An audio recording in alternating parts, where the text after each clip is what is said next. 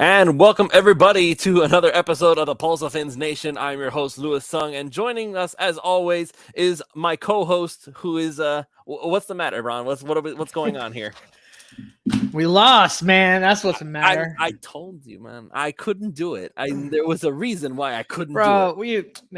Okay, that's fine. All we right. got a whole show. I can't get it all out in 1 minute. I'd No, love to just like regurgitate everything I feel in 1 minute, but then the show would be over. No, trust me, we're gonna get into everything that we saw on Sunday. It's all the bad stuff and all the slightly encouraging stuff too. Believe me, I'm gonna be the type of person today that is gonna take a silver lining out of what happened, during the Miami Dolphins loss to the San Francisco 49ers. And all due respect to most of the Bang Bang Niner Gang Nation who rated the post game show, but they played a good game. I'll give them that. Solid, rock solid defense, arguably the best in the NFL. We will get into all but of that. But But that wasn't why we lost. that was not why we lost. Yeah. So we didn't lose because they were better than us.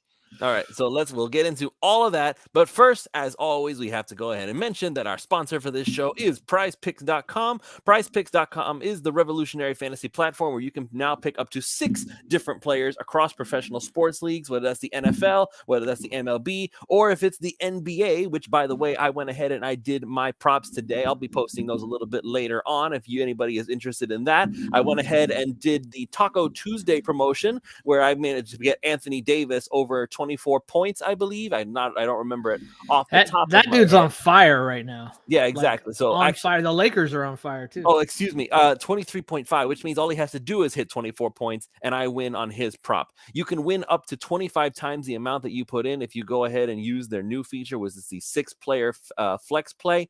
So plenty of options for you to choose from. You can choose all from one league. You can choose all across different leagues. They have other, just like the Taco Tuesday, they have other things like a Flex Friday where you can basically bet $20, and if you lose, they'll give you the $20 back. They have other stuff going on. Use the promo code 5, that's FIVE, and they will match up to $100 on your initial deposit from the moment that you sign up. You don't have to do anything special other than use that promo code, and they will give you whatever you decide to put into it, up to $100. Again, that's promo code 5, FIVE. They will match up to $100 on your deposit. Go to PrizePicks.com right now and get started with your wins today.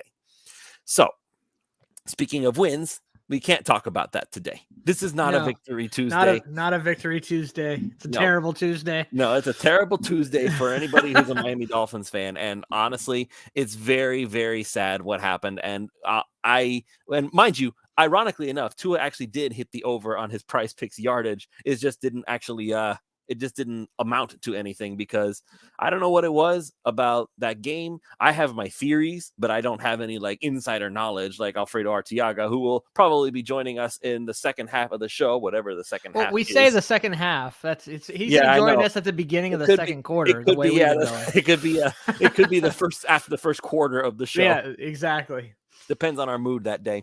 So we'll see how all that goes down. Also, let's just go ahead and get this out the way. I'm going to go ahead and give you my theory as to what exactly happened here. Give us your theory, buddy. Then I'll tell you what actually happened. No, I'm just kidding. No, I mean, you're the Tua guy. I would defer to you. You're like the guy when it comes to Tua. So, but that being said, I personally feel like what happened was he did not appreciate Teron Armstead not playing. He's spent pretty much this entire season with having Teron Armstead there to back him up, to basically be the calming presence of the offensive line. I still remember, and I think I mentioned in the post-game show too, that during the Baltimore Ravens game, when the Dolphins were driving down the field and doing what they were about to do, that there was at least one play where Armstead turned around, looked at Tua, and just gestured with his hands, calm down, relax, let's just keep the rhythm going, right? Who is doing that against the 49ers when Tua started chucking balls way too high for his receivers? There were a lot of catches that were just really difficult for them to make, and for whatever reason this time they didn't make it. Usually they help Tua out. It didn't happen this time, but Tua made it a lot harder than it needed to be. And when you throw balls 4 feet over people's head, I don't a little hard for you to help them out, or a little hard for them to help Tua out, I should say. Yeah. So the fact of the matter is, without Teron Armstead, I feel like Tua was jumpy. Tua was nervous, and the fact that he was so up in his emotions, believe me, the emotions of the game are something that often gets overlooked because, oh, that's not that big a deal. No, it absolutely is a big deal.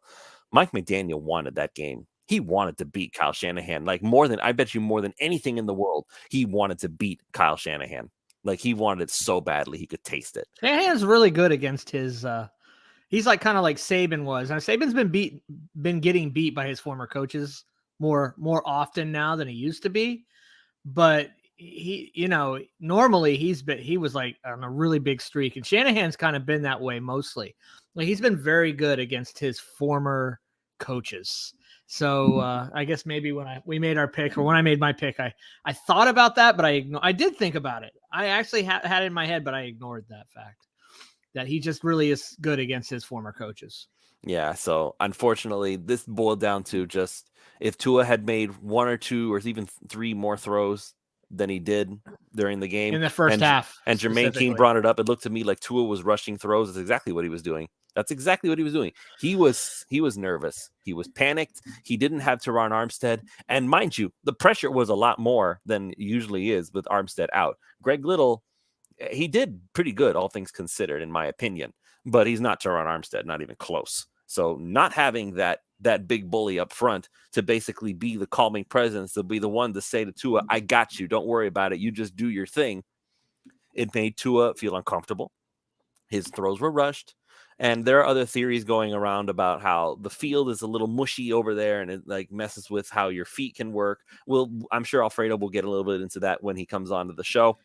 But I think the biggest factor in all of this was just Tua was not ready for what he was facing without having Teron Armstead to be his bodyguard. And I think that was the biggest factor. Okay. My turn. This is like undisputed. Okay. My turn. I mean, Bayless. I mean, if I'm going to blah, blah, blah you, I mean, that just seems rude in my opinion. Yeah, no. Okay. So I don't think it had anything to do with Teron Armstead not being there. I don't think that mattered to him at all. Number one, that guy's played, I don't know. I mean, I know he's been out. He didn't start his first season at the beginning, and I know he's been out for some injuries, but he's played almost 2 full seasons of games. And the majority of those were without Teron Armstead. So I don't think it had anything to do with Armstead that made him nervous.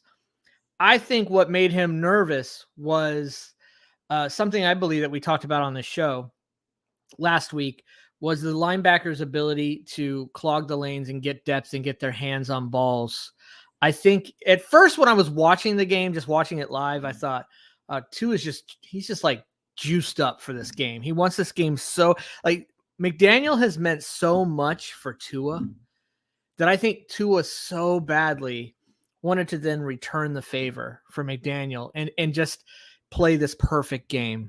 But I think what made him nervous about it was just he didn't realize or think that he could just make the same throws at the same pace in the same spot at the same timing that he'd been doing all year, and that it would work. He felt, for whatever reason, and we know the reason, because San Fran's defense is good and their linebackers are good and their safeties are pretty good, but he felt like he needed to make those throws even more perfect. He needed to make them a little bit higher over the linebackers.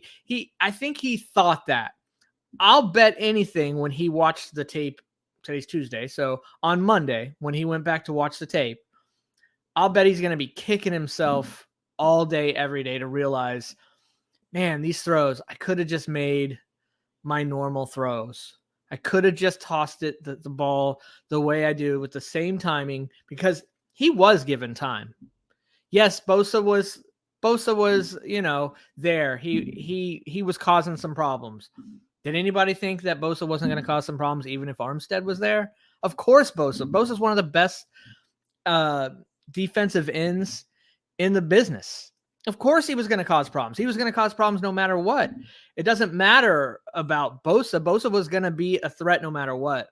He was just nervous. I won't lie though, Ron. I won't lie. I wanted nothing more than somebody to wipe that smug look off of Nick Bosa's face every time. I mean, the guy's a competitor. He's a really good player. Somehow I wish he had like an over the top celebration, because his whole it just makes me feel like, you just knew you were gonna get there, didn't you? It just, he was gonna get there some anyway. he was going to get there some anyway. The bottom line is, I think Tua just got nervous that he was just nervous he didn't realize for whatever reason he had it in his head. I don't know if McDaniel put that in his head or Bev put that in his head, or he just had it in his own head that he was going to have to get rid of the ball just that even faster, and he was going to have to make the throw even more perfect, and he was going to have to put even more pace on it, and that's what he was doing. And I know when he goes back to watch the film, or went back to watch the film Monday, he's kicking himself so hard to realize, man, I could have just done what I'd always done, and I completed those passes. I didn't. And then he started to get in his head about it. I think then after that happened, then he started to press some, and that's when you saw him miss some stuff that had nothing to do with linebacker, like the one he missed to Wilson and things like that. Like, that's when that happened. But I'm going to say this. I'm going to start the show off this way. In the past, Miami has had big games when they've gone on like a little winning streak, and then they've had big games, right? And Tennessee last year could be considered that. Many years ago when we had Tannehill, we had a Monday night game against the Saints. We've had some games against the Bills or the Pats where we looked like we were ready for the big leagues, right? And then we went and we crapped the bed. We crapped the bed, though. Why? Because we were clearly completely outmatched. The other team clearly had more talent than us. We just getting wiped off the face of the earth. Our line wasn't there. Our players weren't good enough. Our skills players weren't good enough. All of that. That is what has happened every single time. And one thing I think Dolphins fans can take solace in, that is not the reason we lost on Sunday. Not even close. There was not one little iota of San Fran that dominated Miami. San Fran did not dominate Miami. Not in any aspect of that game. They didn't dominate us at the line. They didn't dominate us in the secondary. They didn't dominate us with their weapons. They didn't dominate us with their quarterback play, obviously. They didn't dominate us in the run game. They didn't dominate us at all. We belonged on that field with a really, really, really, really, really, really good team. And if you watch that game, you can see that we belonged on that field. Bottom line, Tua missed throws. I hate to put it all on the dude's shoulders. And I know he puts it on his own shoulders, I'm sure. And I'm sure his coach is going to say, oh, I could have done this better. And yeah, I'm sure there's a few things McDaniel could have done better. And I'm sure the defense is going to say, we could have done this better. And we could have done that better. First of all, anybody blaming the defense, I got a number for you. And that number is 41 minutes, people. They were on the field for 41 minutes. Please be quiet about the defense. I don't want to hear anything about it. Oh my God, they gave up all these third downs. Yeah, that's because they faced like 25 of them. That's why they gave up so many third downs. They were on the field 41 minutes. They're kind of upset about the Brock Purdy thing, though. There was no situation in that game where we looked outmatched, outgunned. The other team was just clearly more talented than us, and we weren't ready. Never. Tua missed throws. He missed throws in that first half mostly, and it cost us the game. If Tua just is Tua the way he's been all season, we're having a completely different conversation right now.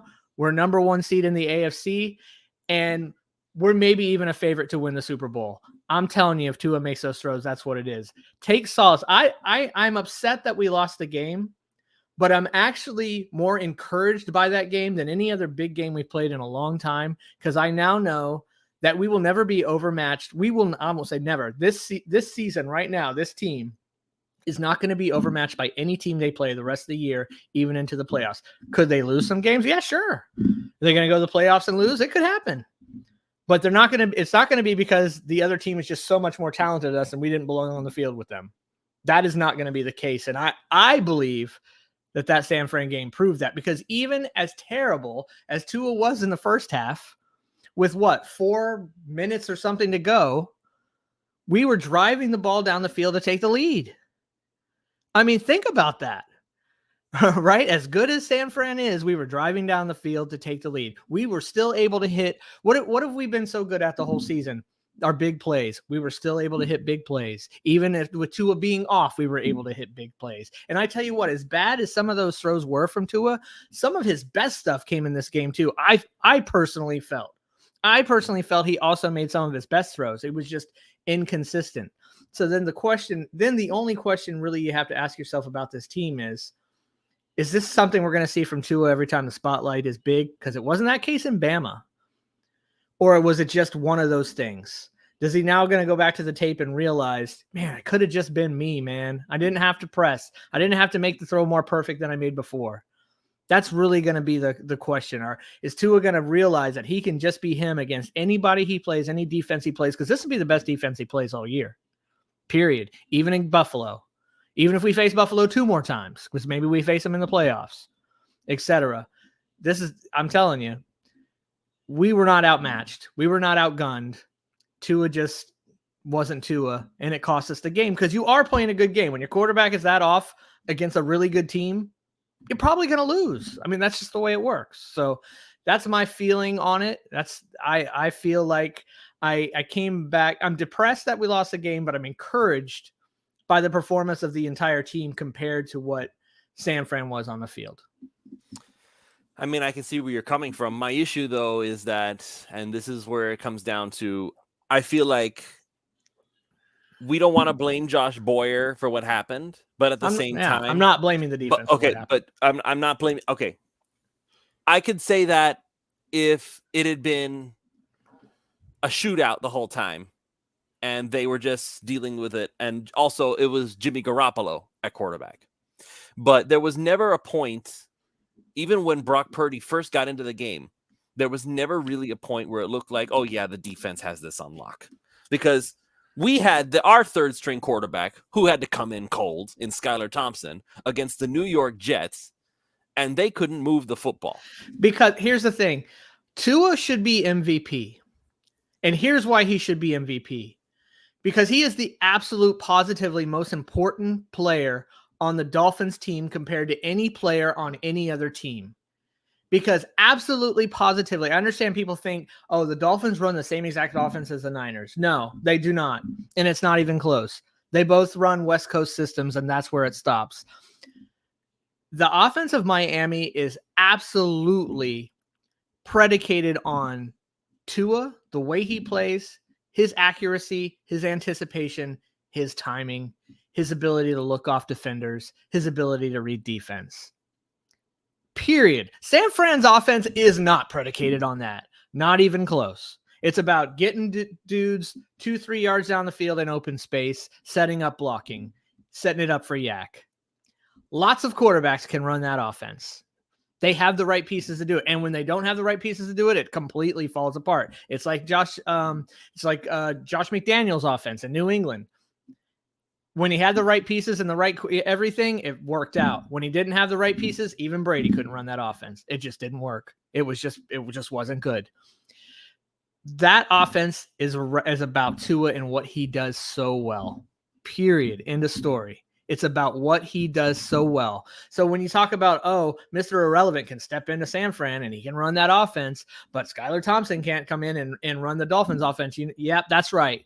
Because Tua is that dude. I'm telling you, very few quarterbacks could come in and do what Tua has been doing in Miami and run the offense the way they've been running it. That's why every single time Tua's gone, McDaniels lost.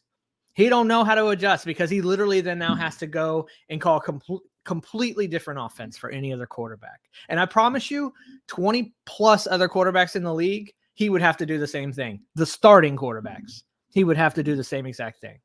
That's the reason why that happens. But you would have to, but here's my issue though. Even if you simplify your offense for a young quarterback, a rookie, Mr. Irrelevant, last guy drafted in the entire draft kind of quarterback, I just feel like, and this maybe somebody smarter than me can educate me on this.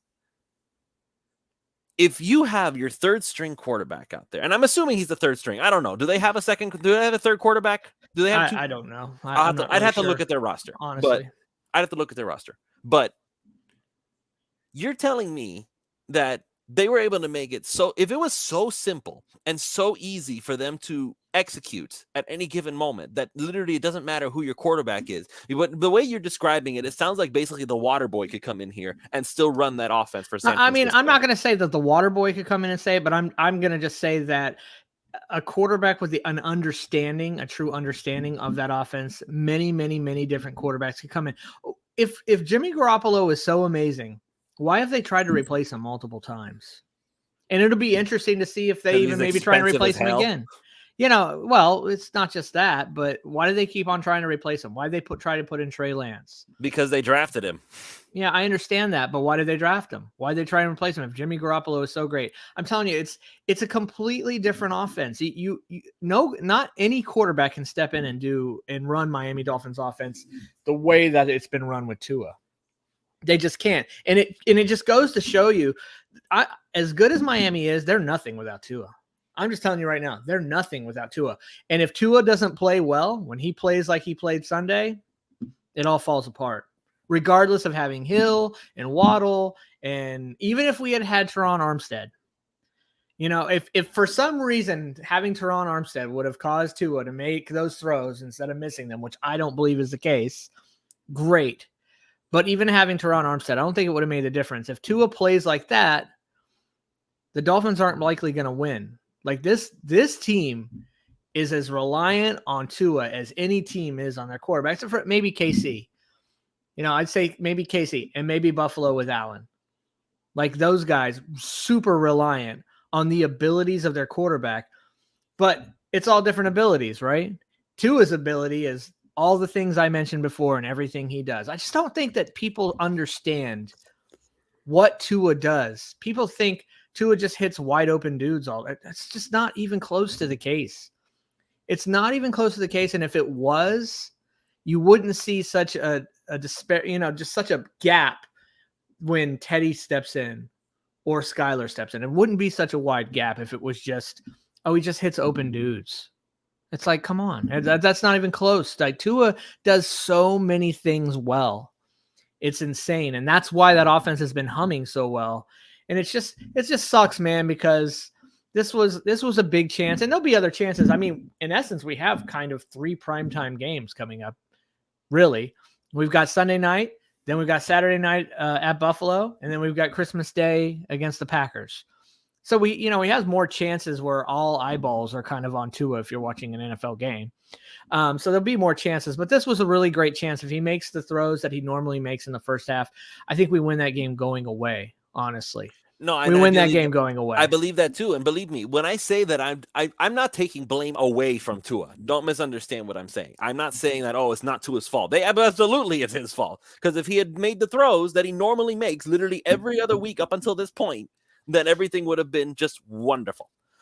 Yeah. But I'm not going to look at this game and say that Tua is the only reason they lost. I'm sorry. I don't care how simple your offense is to execute. I don't care if you're down to your third string quarterback, which Alf just pointed out, he was the third string to start the season. Then Trey Lance got hurt. And so he became the backup de facto. Josh Boyer should be able to put some kind of stops. And I'm not talking about not late in the game, Ron, but not late in the game. You're talking about late in the game. I'm talking about early in the game. We put them in too many bad situations. You cannot put a defense in that many bad situations. Right. That has that kind of talent on their offense. I don't care who the quarterback is and runs an offense like that and expect to continuously get stops time after time after time. 4-something minutes left in the game. We were driving. I agree with you. And the fourth down call is and it was not a catch. Ron, for anybody saying. I agree with you. I just can't sit here and say Boyer needs to do this and Boyer needs to do that. I'm sorry. I think the defense actually played well. In my opinion, the defense played well. And I am not putting any of this on Boyer. And I hate to do it too as my man. There was some really But I'm putting this loss on Tua. It goes on him. Ron. But you're not. But you're misinterpreting what I'm saying. Again, I just told you I blame Tua mostly for this loss. I'm saying that if your opposing team loses a starting quarterback, somehow the defense should be able to take a step up. Again, I'm not talking about late in the game. I'm not talking about after they've already been out there for 40 minutes and they're exhausted and ready to pass out. This was early in the game. They Ayuk, still could Devo, not. CMC, Kittle, those guys didn't get hurt, man. Those guys were still on the field. Those guys were on the field. Our defense had to chase those guys around in Kyle Shanahan's offense and his play calling and his scheme for 41 minutes. And 10 minutes they're gonna they were already break scoring. some. They're gonna break some. You put CMC on the field for that long, he's gonna break one on you sometimes. He's talented. Put Tyreek Hill on the offense on a team. Put Tyreek Hill in a game for 41 minutes and see what happens to your damn team. Put Waddle out there for 41 minutes and see what happens to your team. See what happens to your defense. I watched it happen against the Bills. They were dying. They were cramping. They literally wanted to go home and go into the ice bath. But I understand the late game part of it.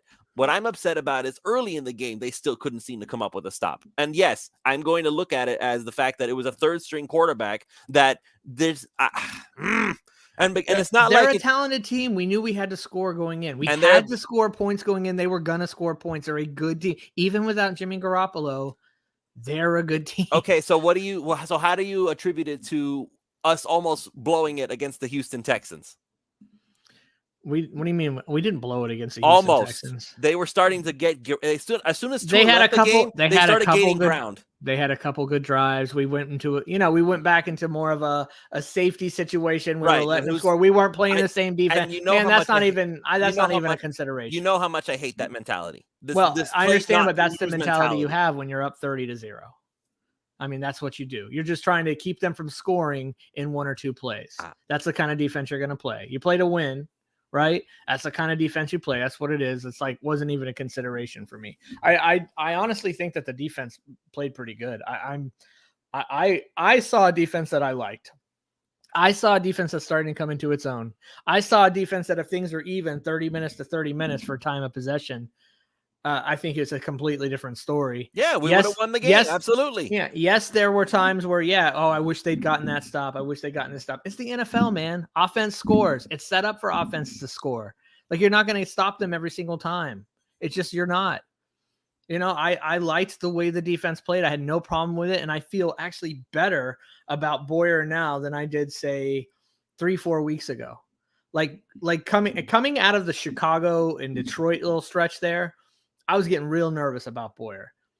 And then we got Chubb, and now we were trying to make this adjustment in season about the way we play defense and how much we blitz. And I don't know what the blitz numbers are. Maybe when Alf comes on, he could tell us how many times we blitzed. But of course, we blitzed more because it was a rookie quarterback now. So we were we probably blitzed more once Purdy came in than we would have with Garoppolo, because you don't want to blitz Garoppolo. He's super good against the blitz. He really is. And I think even last time we played him, and we were a heavy zero cover blitzing team under Brian Flores, right? And when we beat him 40 to whatever, I think we only blitzed him 8 times in that game. That was probably, I would bet that game was our least amount of blitzes. Like it would probably have been the same story, but we've changed the way we play the defense midstream, and I'm encouraged, and I think the defense is starting to come into its own, and I think you're going to continue to see this defense gain steam as the season goes on and goes into the playoffs. You're going to see this defense start to get stronger and stronger and stronger. You are. I only hope that whatever happened with Tua, whatever the reason was, which, like I said, I think he was concerned about San Fran's D and thought he had to make throws a little bit too perfect. Once he goes back, preferred Teron Armstead? No, I think he was more concerned about the second or the linebackers more than anything. But I feel like once he goes back and watch the tape, he'll realize, oh man, could have just been me, man. I could have just made the throws I always make. I think so. And he was a little off against Pittsburgh too. And then he kind of came back and was stronger for a while. So I think that we're going to see that against the Chargers. I think we're going to see him unleash against the Chargers personally. I think we're going to really unleash against that team in general. On both sides of the ball, I think we're going to unleash against the Chargers. Well, what's up, Alf? I feel like that's going to be the case on offense. Yes, I'm welcoming Alfredo Arteaga officially to the show. How are you, Alf? I'm sure that you've got choice words for me now. No, it's just that a lot of people watch games and, they try to recollect them on a Monday or a Tuesday, and it's obvious that they just didn't remember the game all that great. And I'm not talking about you guys, but some of the guys in the chat, like Alex, I'm saying Jimmy G went out on the first play. And no, he did not. He had the first drive of the game was all him. He got sacked on the last play of the drive that gave them a field goal to start the game. I had a thread today on the third down conversions. Their game plan was really, really intricate as far as coverages and what they were trying to do on defense. As far as what they did with Brock Purdy, I don't think they changed much of the game plan as soon as Jimmy Garoppolo went out. Jimmy Garoppolo is not a guy that you blitz. You just don't. Because I believe he has the highest passer rating in the NFL against the blitz right now. And that's not a guy that you want to blitz too much. They kept pretty much the same game plan against Brock Purdy. The only thing is that they disguised it a little bit more. You know? So they kept showing like 0 looks and they kept showing pressure 6s, and then they would only bring 4. And then sometimes they only bring 5. And then they would bring 3. And they actually brought 3 a couple of times where they seemed to have the 49er offense pretty well scouted. I had a thread on that, and if you could look that up, you know, it has every single conversion that the 49ers had in that game, okay? And you could see how this is just, you know, you're talking about inches on one side, a mistake on the other side, one guy gets picked, there's a bad call, and pretty soon the margin for error is a 4th and 2 at the 36-yard line. And to illustrate that, look at the play before the 4th and 2 that was the drop pass by Mike Gesicki, which, by the way, was an absolute dime. Okay? Tua, if you look at that play, Tua looks up I believe it was a corner route, and he goes immediately to the quick out to Gesicki, and that ball is an absolute dime. Gesicki does not catch it. He has this guy all over his back, by the way. I don't know. Yeah, That should have been it was tight coverage. It was real tight coverage. It was good coverage. You're not going to get that call. It's just good coverage. But the play before that is 3rd and 2, and Tua gets a ball batted down at the line. He's 6'1", right? Or 6 feet. And he only has 6 batted balls in his entire career. Man, he had Hill wide open in that game. He had Hill wide open on wide that open. Play. Yeah. So that's just luck. If you watch the play, he's throwing the ball, and the defensive tackle just manages to get his hand up at just the right time to deflect the ball. That ball gets through, and Hill is down at the 23-yard line with a 1st and 10. Okay? And who knows? Maybe they go out to win the game. So sometimes, you know, competition is going to be this way. Competition is going to be a roll of the dice, and your side comes up. Yeah, when 2 good teams play, sometimes. Yeah, so I think that's just people just have this misconception that, oh, it's the same old Dolphins. No, man, you didn't watch the game if you think that. Like, you didn't watch the game. If you just look at the scoreboard and think, oh, same old Dolphins, big game, they blew it again. We suck. Dolphins always suck. We'll be lucky to go to the playoffs and lose again, and then we'll lose the first. Like, if you still think that about your team, man, you need to learn ball. I don't know what else to say. And I'm not an expert, but I feel like I watch enough football, and I've definitely watched enough Dolphins to know that what I saw on Sunday wasn't same old Dolphins. That not even close. And I watch enough football to know who can play and who can't. Okay, and you know, like, and it's in the chat right there too. You know, like one guy saying Baker getting stiff armed into the earth was my highlight. We need an upgrade there. You don't know what the hell you're watching, Alex. Jerome Baker's a really, really good linebacker, and that play that you're talking about was Debo trying to get the edge. And he came from almost 30 yards away to take away the sideline from a wide receiver that runs a 4.45. I mean, I will make the argument to be devil's advocate that because Alex also brings up it's not the fans' fault for being skeptical. Remember, but it is the fans' fault for being idiots. Like, if they're stupid and I point out that they're stupid, it's okay for me to point out that they're stupid or that they should probably, you know, learn a little bit more of what they're going to talk about. I would say that we're not quite there yet to being used to the Dolphins being really, really good. We still need some more time to adjust. I to get this that. idea. So maybe after their 4th or 5th Super Bowl, like in 10 years, like I don't know, man. Like maybe let's make the playoffs first. I think. How about that? I think that's what it's. You know what? To be fair, that's what it's going to take. It's going to take us success in the postseason for Dolphins to realize, oh, okay, that, you know, win a playoff game. When 2 good teams play each other, only one can win, right? That's just how it works. Yeah, but this I'm sorry, but this, you know, this disposition that the Dolphin fans have, walking around waiting for a piano to fall on their head, piss on that. Like, yeah, I agree. Like, that's just stupid. That's just stupid. There was a time where the Miami Heat was just not good. They were a one and done playoff team. Okay. They lost to Atlanta in 7 games in the first round. Okay. Then they got smoked by the Celtics in the first round, 4-1. Then they got LeBron. Well, guess what? You kind of got the equivalent of LeBron when you're signing 3 Pro Bowlers in one offseason. Okay.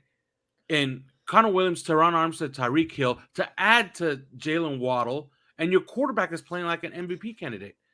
You know, if you can't enjoy this team, like, I don't know what you can enjoy. Like, this was good competition. They lost. The team has some issues, but, you know. Every team has some issues, including the best ones in the league, which we are one of. Absolutely. But right.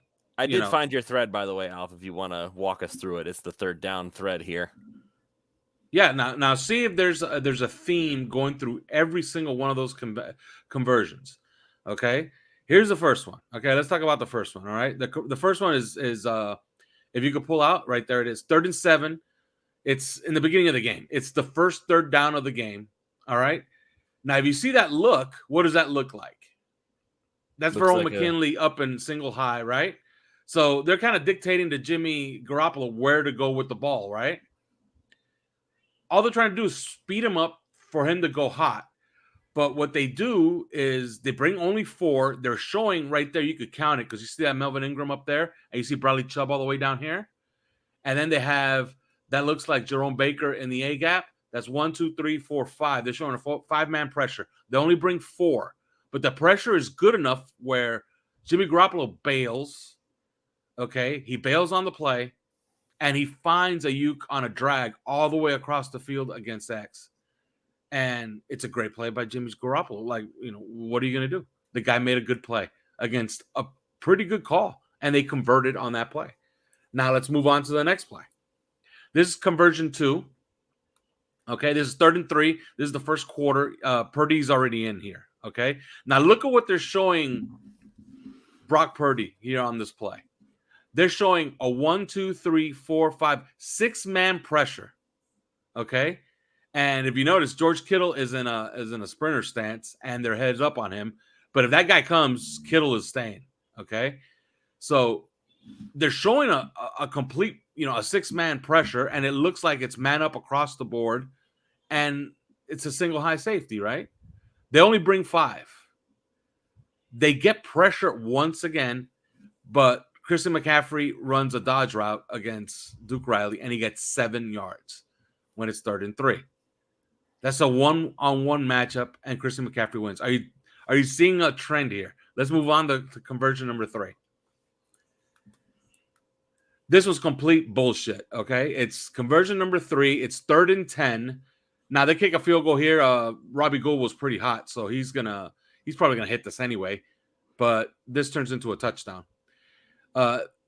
If you look at this play, they got that bunch formation. It's a triangle. Okay, so the farthest man inside is the one who's going to have to call the numbers, which means that the 1 is going to take the farthest man outside, and he's going to dictate who has who in that little triangle, right? But they're showing 1, 2, 3, 4, 5, 6, and they're walking up a 7th into the box. Okay, so they're showing an all-out blitz. They only brought 4. Alf, is some of that just in case I know this is 3rd and 10, but just in case they were to try and run it to CMC, or just in case they try and throw something short in the flat and just, is that they want to be there to be able to pounce on it? No, I think it's more about trying to speed them up and trying to disguise things, because right here it looks like they're bringing in everybody. Because if you look on the left side of the formation, that's George Kittle in the 3-point stance. You see him? Mm-hmm. Now look who's over him. 3 guys are over him, right? And then you have Debo to the left of Purdy, right? So one of them has to take him. So there's an extra guy. So you're essentially showing, okay, we're bringing a blitz off of that edge, and the other 4 guys are also coming. So that's 6. Now, what happens on this play? Brock Purdy ends up running for his life to his right side. He bails completely on the entire play, and he throws across his body, and Kohu is in coverage. And then it's one of the worst ticky-tack calls you're ever going to get. And they convert a first down right there. They end up getting a touchdown on this drive. Are you sensing a theme here? Are we moving on? Let's move on. So basically what Alf is doing is dismantling my entire defense deserves some blame routine. Okay, this is conversion number 4. 3rd and 10. This is a really this is a cool one, okay? Because it's 3rd and 10. There's a minute 19 left in the second quarter. This is a crucial drive because I think that they lost the game with this drive. The touchdown right before the half, I think that cost them the game. Okay, they're at their own 36. They show 6, and you see them at the line, right? And the way that the Dolphins are lined up, it could even be 0. It could even be cover 0 because you see that Howard is on the hash. Well, they actually turned into, it was actually a disguised look. They only brought 4 guys. And Jalen Phillips came right in on Brock Purdy for a sack. And Purdy just threw it right down the hash. And who was playing safety on this play? Xavier Howard was playing safety on this play. And Kittle with the bow route, okay, with a bow route, got 19 yards. This was a spectacular play by Brock Purdy. I don't know who the hell makes this play. Patrick Mahomes makes this play? Maybe. Yeah, he had some amazing throws in this game. Like this, he really did. If you remember this throw is absolutely amazing. Jalen Phillips is right in his face.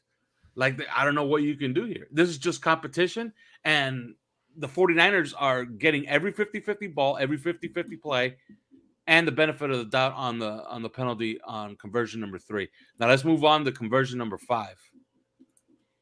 Okay, this is the one on the goal line. Okay, right here you have to understand. Josh Boyer understands there's only 4 seconds left. I don't think they're going to run. Okay, so what are we going to do? We got to stop the pass. So what does he do? He disguises what looks like a stack, okay? Because if you see right there, that's Bradley Chubb over George Kittle. And then you have the 3 interior linemen. And then you got Melvin Ingram, I believe, on this side. Or that's Jalen Phillips. Yeah, that's Jalen. I don't see the hair sticking out the helmet. Okay, so that's Jalen Phillips. So he's showing a stack. So it looks like he might bring a 5-man pressure, right? He doesn't. All he does is he brings 3 only. Okay? And what do? They run an option route. Bradley Chubb actually jams Kittle. And Javon Holland is late. And when he's late, they throw it to a wide open Christian McCaffrey, and it's a touchdown. All right. Moving on to conversion number 6. And I believe that was a play of the game. Oh, whoops. Hello. Yeah. No. This is important, okay? Because this was non-consequential. This is conversion number 6. I didn't put a picture for that one. Oh, okay. 3rd and 5. Okay, it's 13:38 left in the game, and it's at the San Francisco 30-yard line. They show blitz. They bring 4. Good pocket. Jennings for 15 versus Cloud 7. So they ran zone again. Notice how they haven't blitzed him not one single time on all of these that he converted on 3rd down. But they showed blitzed, and he was hurried, and he went to his first read. All right, moving on. They punted on the next 3 plays, so that drive didn't matter. The pictures are only on drives where they got scoring drives. This is conversion number 7. It's 3rd and 1. Okay, and we're back to it. Okay, they had that bunch formation, and we're in a triangle, and X has to call it, and he calls it correctly. Like if you watch the play, every man stays with this man. The problem is that Rowe is the farthest man up top. You see him? And that's also Debo up top. They were treating Debo Samuel much like a tight end. So they were using Eric Rowe on him a lot. And he actually did a decent job because Debo didn't have a great game. So when they run this play, it's a delayed switch release, and they pick Eric Rowe. But guess what? The pressure is all over Brock Purdy. He's running for his life, and he bails to his right. And Debo is running across the field with him, and he hits him for 10 yards on a drag. That was on Rowe. He got picked. But the pressure was there, and they didn't blitz again. Moving on. Conversion number 8. This was also a non-consequential play because it didn't result in points. But this was probably their best play call of the entire day. And look at the result. What do you see it? It's 3rd and 1. There's 12:49 left in the 4th quarter, and they're at the Miami 49. I wrote best play call of the day for Miami on D. It was well disguised at the snap. It was cloud 8, meaning that they only rushed 3, but they had everybody at the line. It looked like they were coming on an all-out blitz, or they were going to put everybody in. They were going to put somebody in every single gap. Because remember, it's 3rd and 1, and this is the 49ers. So you would think that they will run it, right? Well, Josh Boyer was convinced that they were throwing it because he only rushed 3. Okay? Debo Samuel runs a hitch, and Brock Purdy hits him for a 12-yard gain. It was an awful decision because the ball, he threw it between 3 Dolphins that were waiting for it. Okay. But it didn't matter because they ended up punting. But terrible decision, and they converted again. You see what I'm getting at? Yeah. Now, this is conversion number 9. Okay. And this was extremely important. 3rd and 1, 4:44 left in the game. This is essentially the game. They stop them here. They're punting, and the Dolphins get the ball with 4 minutes and 20 seconds left to try to win it. Okay, down 6. Okay, they show stack 6 because it looks like they might run it, right? And they're in match man. So that means they're just picking out a guy, and they're going to cover them man to man. And Baker is in coverage with Kittle. George Kittle runs a bow out, okay, which is like a very quick out to the right, okay? And he's one-on-one with Jerome Baker. Jerome Baker's all over him, has him covered. The ball is delivered right on time, and he gets 3 yards on 3rd and 1. That's how you know it was very well played. So you seeing what I'm getting at? These are the 9 conversions out of 20 total attempts on 3rd down. Okay, which means that the Dolphins were successful on 11 of those plays, but 9 were the ones that actually went toward the 49ers winning the game, and 6 were really consequential. If you look at those conversions, every single one of them, everything went the 49ers' way. They executed, and the Dolphins actually executed everything. There was only 2 mistakes in the entire sequence of all of those conversions. That's competition. And the main thing that you get from all of that, they didn't blitz them on 3rd down. Like, that wasn't their plan, but the rush got there every single time, except for one, which was the Christian McCaffrey one. And that was because they only rushed 3. So it just feels, so that means that basically what you're saying is just the San Francisco 49ers executed so flawlessly that there was really nothing Miami could do at that point. In those plays. Yeah, but there was lots of times where they didn't execute perfectly, or we did make the play. Yeah, that was pretty much how it worked. Yeah, I mean, you think about the way that game played out. They were on the field 41 minutes. Did they look like they really produced 41 minutes worth of offense against us? No. No, when you boil it down to it, Brock Purdy was pretty terrible, but he was huge on 3rd down. Yeah, on a few key plays, he was huge. Was playing out of his mind just in the right moment. But I would encourage everybody, go look at that conversion on 3rd and 10, where the Dolphins call one of the trickiest coverages that they've called all year. All you have to know is that Xavier Howard was playing safety. Okay. They were trying to induce turnovers from Brock Purdy. Okay. They were playing zone. They were playing a lot of match man. They were playing a lot of cloud coverages behind disguised blitzes where they were only sending 4. They were sending their 4 rushers. Okay. So they were trying to put guys back. And that's basically because, the 49ers are the best yak team in the NFL. So they wanted to, they wanted to tackle. They wanted to rally and tackle because you really don't want to zero blitz that team, because if you break one tackle on them, they're going to score on you. Yeah, you miss your tackle and he's gone every time. And while you're playing Brock Purdy, you do want to force them to try to go 12 plays, and they actually did. They actually did that twice, Okay, but that doesn't mean there's nothing to criticize. And here's something that I'm going to bring up, and I'm sorry, I feel like somebody needs to teach some of these guys some tackling fundamentals. How does Deebo Samuel get out of a tackle from 3 dudes just by going low? 4 dudes, I think I remember. It was wasn't Wilkins. Who else was there? Jalen Phillips was there. Wasn't Sealer in that group too? And somehow he managed to avoid losing 10 yards and only managed to get 3 out of it. I don't know, because he got the lowest of all of them. But it's not I got hit a little bit or slowed down. Just he literally went under and still somehow did not go down. Why are these guys all trying to hit him high? If you got 4 of them, I can't find a scenario maybe you outrun them going around them. Okay, sure. He ducked right under all 4 of those guys. And these are supposed to be some of our best defenders. How? I don't understand. But it's not like it happened all day. No, it didn't happen all day, but it didn't happen all day. Yeah, that's what I'm saying. They're professionals, man. They're good players. But those are the kinds of mistakes that it just stands out above the rest for me. And tackling fundamentals have been a thing we've been complaining about. I don't all think we season. tackled poorly in this game. That was something I was worried about, and I mentioned it last Tuesday. I was really worried about us tackling poorly and them just going for huge yak. That It wasn't just seems something like I it saw always in this happens game at at the worst all. possible moment, though. It happened a few times, but it's gonna happen when you got those kind of players. And you know what? There's pulse of whatever nation after every single week saying, how come they couldn't tackle Wilson? How come they couldn't tackle Waddle? They were right there. How come they broke this? How come this, that, the other? It's the same conversations because the guys they were trying to tackle are really good players, and they're really good players for a reason. And sometimes they're just going to break them. I mean, you're not going to tackle every guy every time in the NFL, especially when you're going against some of the best talent in the league. They're going to get over on you sometimes, and you're going to get over on them sometimes. You're going to block them sometimes. They're going to get past your block sometimes. That's what happens when you have good teams with good players playing each other. Yeah, that's the point. That's the only point I think Alf is trying to make, and I'm trying to make. That's all. Yeah, if you're going to blame them for anything, you blame them for that drive at the end of the first half.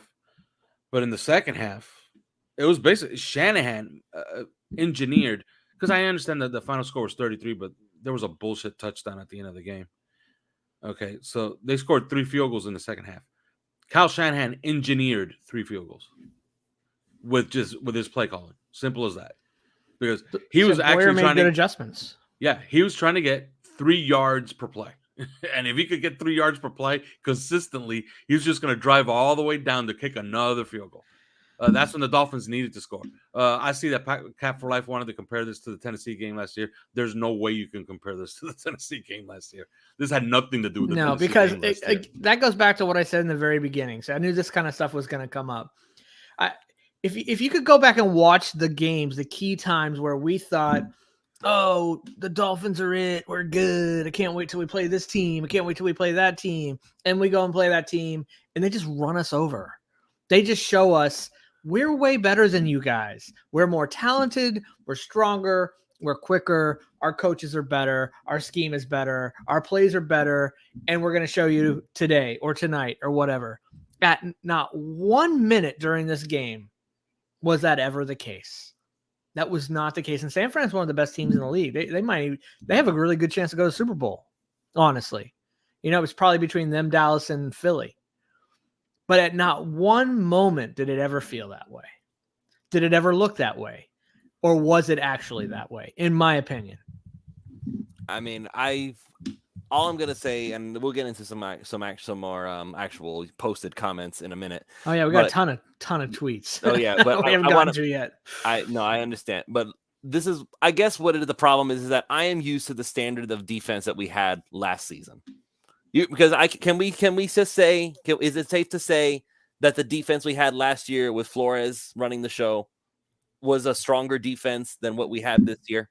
You mean the one with Nick Needham and Byron Jones? And yes, all those Brandon guys. Jones. And yes, I understand the one that didn't have 2 undrafted free agents in the secondary. Yes, correct. Yes, that one. Oh yeah, yes, okay. Yeah, it was. Yeah, and that's why I was saying the one that was going up against back.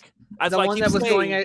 I keep saying I really want Byron Jones back. And by the way, anybody who's on OnlyFins got an update on the Byron Jones situation. $3 a month. I go through. You're doing Discord now, right? You're transitioning. No, we're going to be transitioning to a community-based system. Via Discord, not Patreon. Yeah, basically you're going to sign up at Discord directly, so you don't have to do the 2-step process anymore. Yeah, sign up to Patreon to go into Discord. Now it's just all going to be all done through them eventually. Yeah, okay, but that's going to be for the new year. You're just going to go right to Discord and that's it. Okay. Okay. So let me explain something because Cap for Life was talking about the Tennessee game. People, like I'm saying, people do misremember games. All the turnovers happened at 17-10. Okay. And all that the 49ers got out of all these turnovers were 23-10. The Dolphins actually started playing well at 23-10 because then they got the touchdown to Tyreek, and it was 23-17. Yeah, it felt like they were going to come back. And then San Francisco went 3-and-out. Okay? So, the Dolphins got the ball, and then they drove again, and that was the 4th and 2 play. Alex M, it's only Fins. You could go check It's- the That's 3 only, yards. yeah. But Man. like I'm sure CK has like an OnlyFans Look, somewhere. I'm gonna tell you, like, OnlyFans has a bunch of different. I mean, we'll give it a little plug here real quick because I love OnlyFans. OnlyFans has a bunch of advantages. One of the big advantages is we get to see CK, Alf, and Simon Clancy have the conversations they used to have on WhatsApp, or now they get to have with each other. But let me tell you, and you get to see Simon and CK absolutely rip each other apart. And it doesn't happen very often. But let me tell you, Simon and CK, that was the longest go at each other. I mean, it was like hours. I was starting to get Skip and Shannon vibes there, like, a little bit. You guys have jobs? What's going on here? They were going back and forth at each other hard. Now, not insulting each other or calling each other, I was getting Skip and Shannon vibes there a little bit. Very close. Skip and Shannon vibes. I mean, for hours they were going at it. That's the kind of thing you get to see.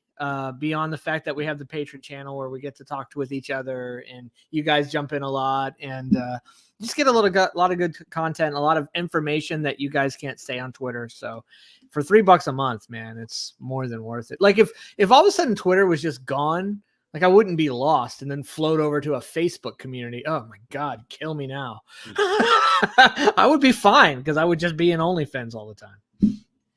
So there you go. I plugged OnlyFans for you, Alf. Maybe as good as you could plug it, but maybe you have more to add. No, that was good. Yeah, the Byron Jones update, I'm just hoping and praying that he gets back eventually, like maybe just in time to be eligible for the playoffs. I just don't at this point. What do you think, Alf? Do you think we're going to see this guy this year? Kind of feels like it's done, right? They keep like holding out hope, and they keep acting as if he is coming back. But I have no idea. Like, I think it's the clock is ticking. And I remember what I said. I think I even said it on this show last week. He's every time that he misses, like, look, he did not get on the plane to California, which means that he couldn't be activated here. Okay, and so far he hasn't been activated this week, right? So now you're talking about Buffalo week. If he's activated for Buffalo week, the soonest he can play is the week. 2 weeks following. So every time he's not activated, you kill 2 weeks. So by the Patriots game, if he's not activated, then he didn't play this year. It's as simple as that. Because then he's not going to play in the playoffs, So it's just a really odd situation.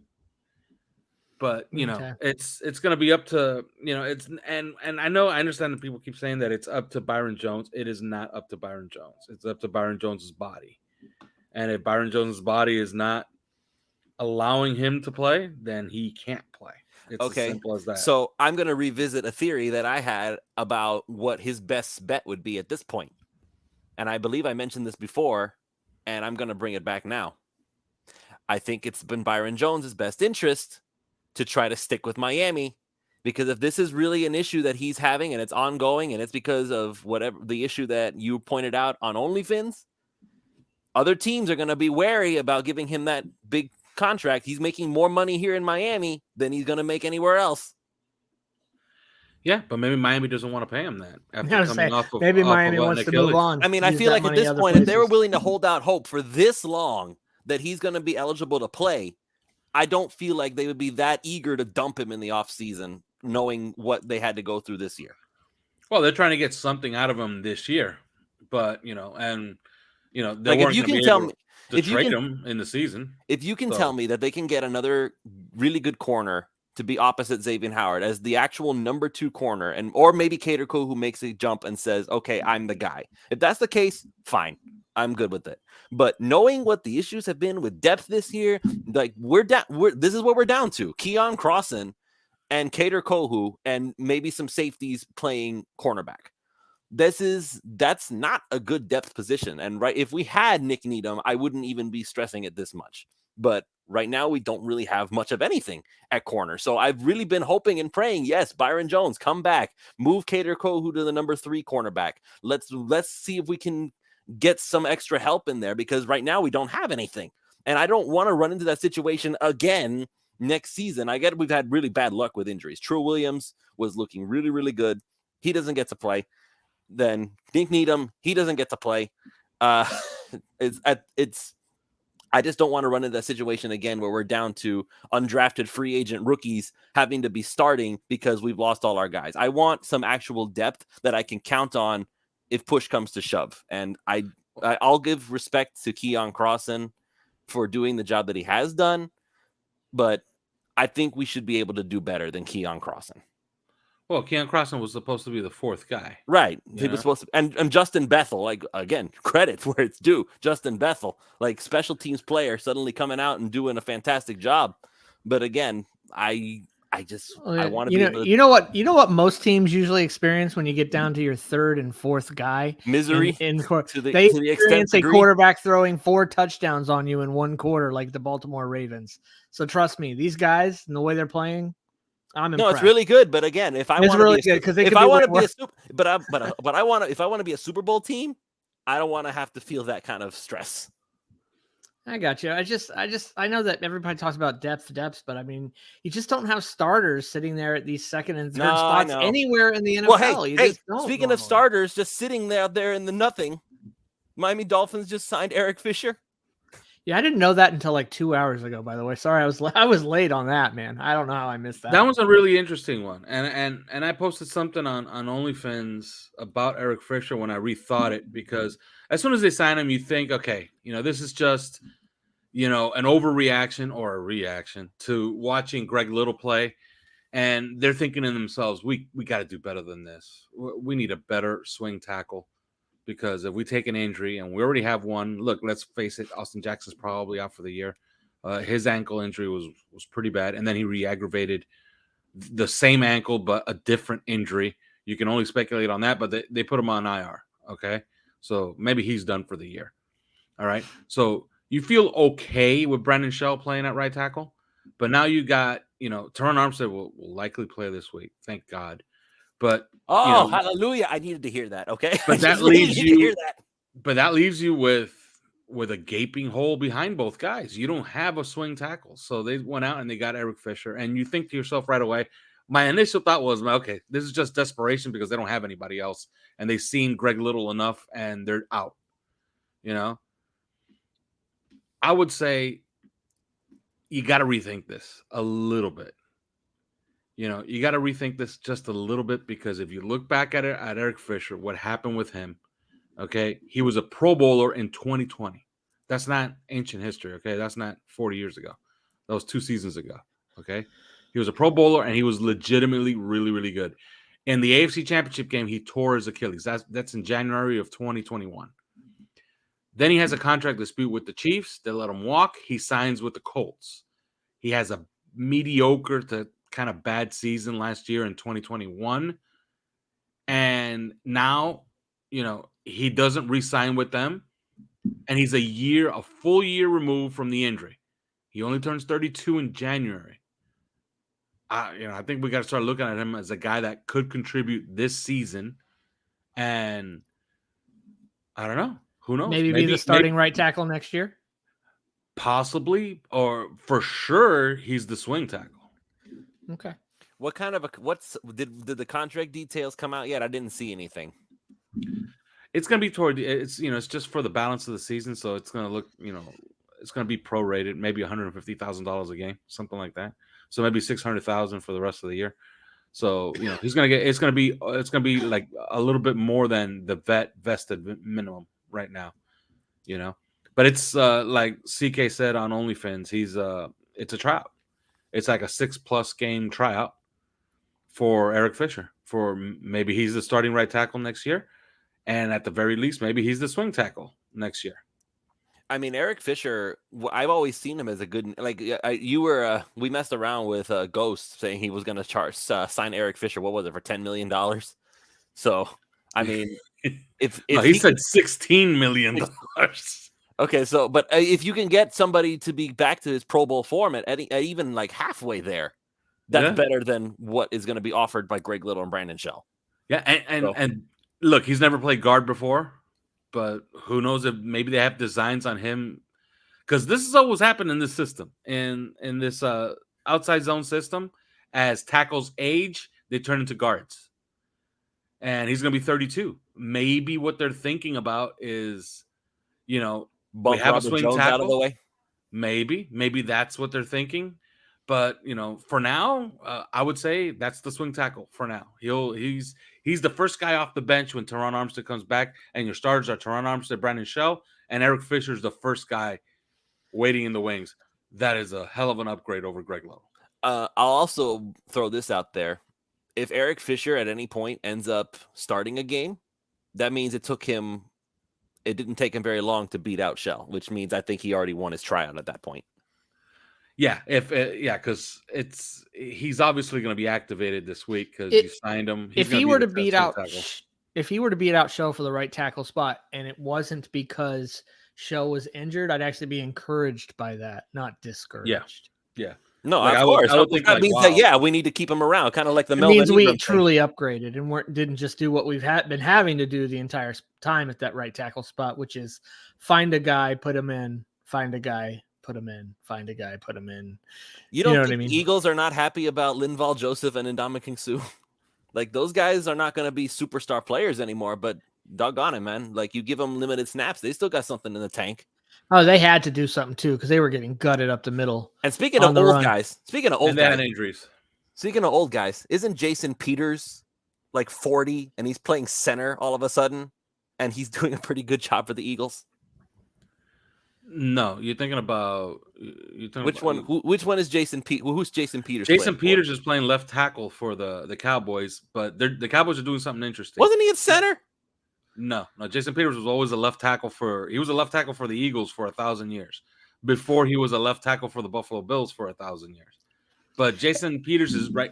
They signed him when Tyron Smith got hurt early in the year. Tyron Smith is coming back right now, but they do something really interesting, which we talked about in the podcast this week, and it's something that maybe they might do going forward to preserve Teron Armstead a little bit during this for the playoffs. Since he has that injury, that maybe Eric Fisher could play some snaps at left tackle, because if you watch what the Cowboys are doing, they have a rookie left tackle that they had to put in when Tyron Smith got hurt.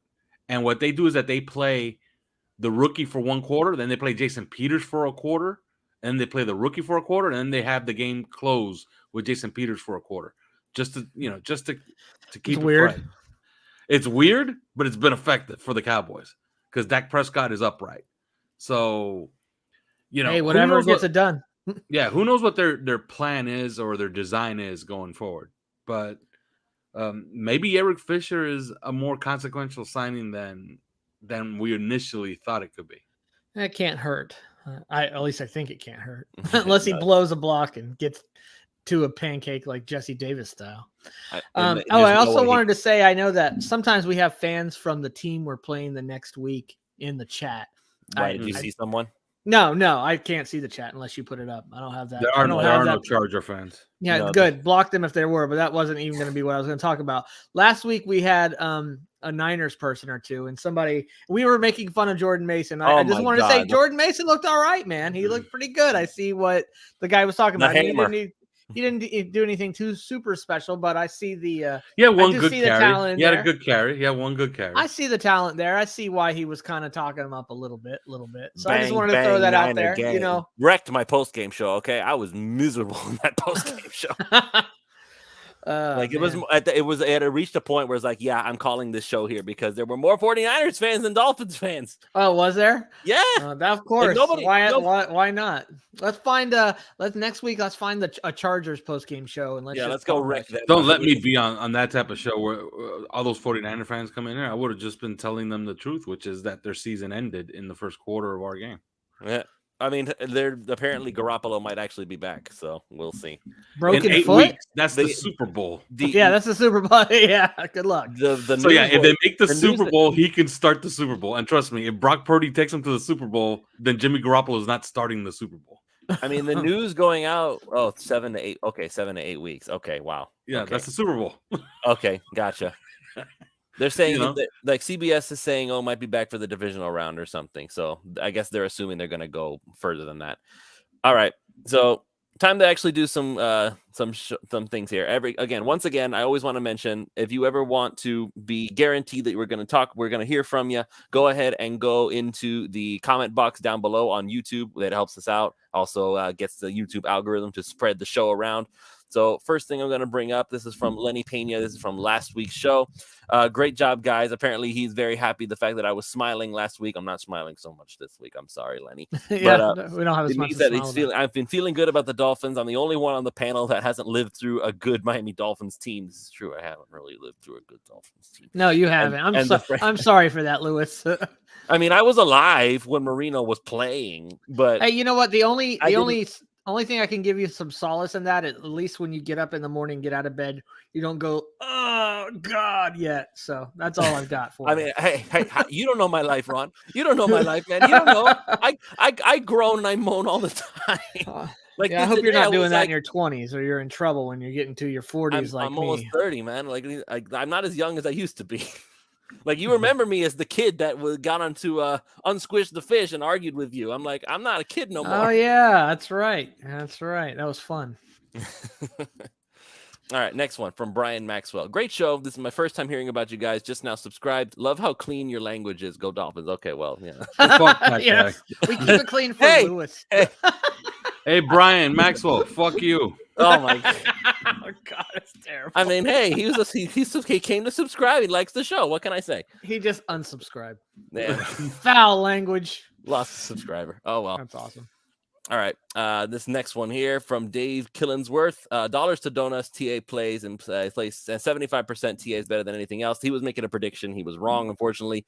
But as coach said, we're going 9 guards jumbo package. Well, we kind of did that. There was a lot of times where there was only like 2 receivers running routes, as CK pointed out. Chad seems to be very wise and mellow. He seems the voice of chill. So Chad has a fan.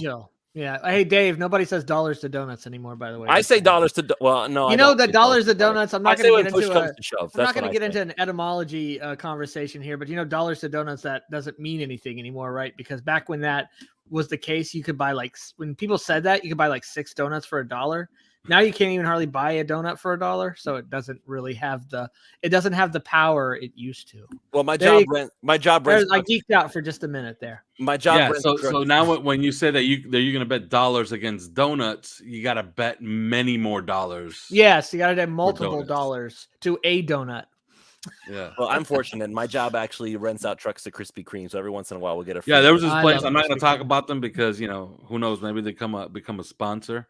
But my wife went and she said that. No, I'm not going to say who it is. No, not Krispy Kreme. If Krispy Kreme becomes a sponsor, that'd be great. But it's another place, Gourmet Donuts, and my wife tells me, do you want like some donuts from this place? And I'm like, I'm not really a donut guy, but she brings them anyway. And then she tells me what she paid for them. Some of those donuts were $3.75 each. A donut? Oh my God. A donut. That's like that cookie crumble place. It's like 6 cookies for $20. You know what? I got my fiance some a crumble cookie 4-pack for her birthday last night. Yeah. What did it cost you? $2,000-$3,000? Well, considering it was DoorDash, it cost me like $20. I sound like an old man. I'm like old man yelling at clouds right now. Donuts, too much money. Cat for Life saying Mojo Donut. Who's Mojo Donut? Is that another place? What was Lenny Pena's comment that you read? That he read that he's happy that we read the comments from the last show. And hey, listen, that's why I always pull up these. That's why I always put up these comments, because I want to make sure that these guys get the appreciation. What was his comment? What was so his comment? Lenny was the one who said that he was that he appreciated that I was smiling and feeling good about the Dolphins. I'm the only one who hasn't lived through a good team. Yeah, he has. You have no idea what a good team is. I mean, I do now. I do now. Anyway. I do now. Yeah, but you haven't seen the fruits of that yet. I haven't seen the playoff wins. You're just seeing it in its infancy, like the prodigal son. Right, which means that I'm not growing a bandwagon. into it. I'm not a bandwagon. That means I've been here since they sucked, and I'm gonna enjoy it. If anybody's not a bandwagon, it's definitely not enough, and I think that I've been pretty right on this team, and some of my analysis as of late has been damn good. I don't know if you guys remember what I predicted last week, but it came true. I mean, you predicted on the first play of the game. So. Did you remember what I predicted would happen? against No, I the don't. But 49ers I'd have to go because back. of their coverages. Oh yeah, because of their palms coverage. Yeah, right. Yeah. I remember. Although I predicted the wrong guy. I said that Tyreek Hill was going to catch an 18-yard dig and take it 70 yards for a touchdown. And it Trent ended up Sherfield being hit the Sherfield. over immediately. You know what impressed me the most about that? Of all the people that I thought couldn't outrun an entire defense, I Yes. expected absolutely somebody to catch Sherfield. I'm like, someone's going to catch him. He's not Waddle. He's not Hill. No, he just kept. I was like, holy crap, that guy is way faster than I realized. Speed is contagious. Apparently, yeah. Unless you're Cedric Wilson. But I will say something since Lenny had that comment. I said before the season, this is the most talented team since maybe the 2001 Dolphins. Yes. I think that's obvious by now. But this might be the best team, period, since maybe the 1992 Dolphins. Yeah, that was the year that Marino went out with the Achilles. 1 year before that was he went out with the Achilles the following year. That's right. He went out with Achilles in 93. Yeah, 1992, they won the division over Buffalo and they lost in the AFC Championship game. That was when they couldn't stop Thurman Thomas and screen passes. Like, did we lose Lewis? What happened to Lewis? I don't know what happened to Lewis. Is it because we started talking about games in 1992? Yeah, this is one of the best Dolphin teams. This is one of the best Dolphin teams in about 30 years. And it's all because of the quarterback. Because a lot of those really good teams, the 2001 Dolphins team was absolutely loaded, but it had Jay Fiedler. Yeah. And he couldn't even stay healthy. That was part of the problem. Yeah. And when you have Jay Fiedler, you know. I mean, and that was back during a time where how far are you going to go? Yeah, that's true. That was back during a time where you could run the ball, play defense, and win a Super Bowl that way. But you had to at least have somewhat comparable. You either had to be a defense like the 2000 Baltimore Ravens or the 85 Bears, or you had to have some kind of competent quarterback play. And I'm not going to say Fiedler wasn't competent quarterback play, but, you know. He was painfully average.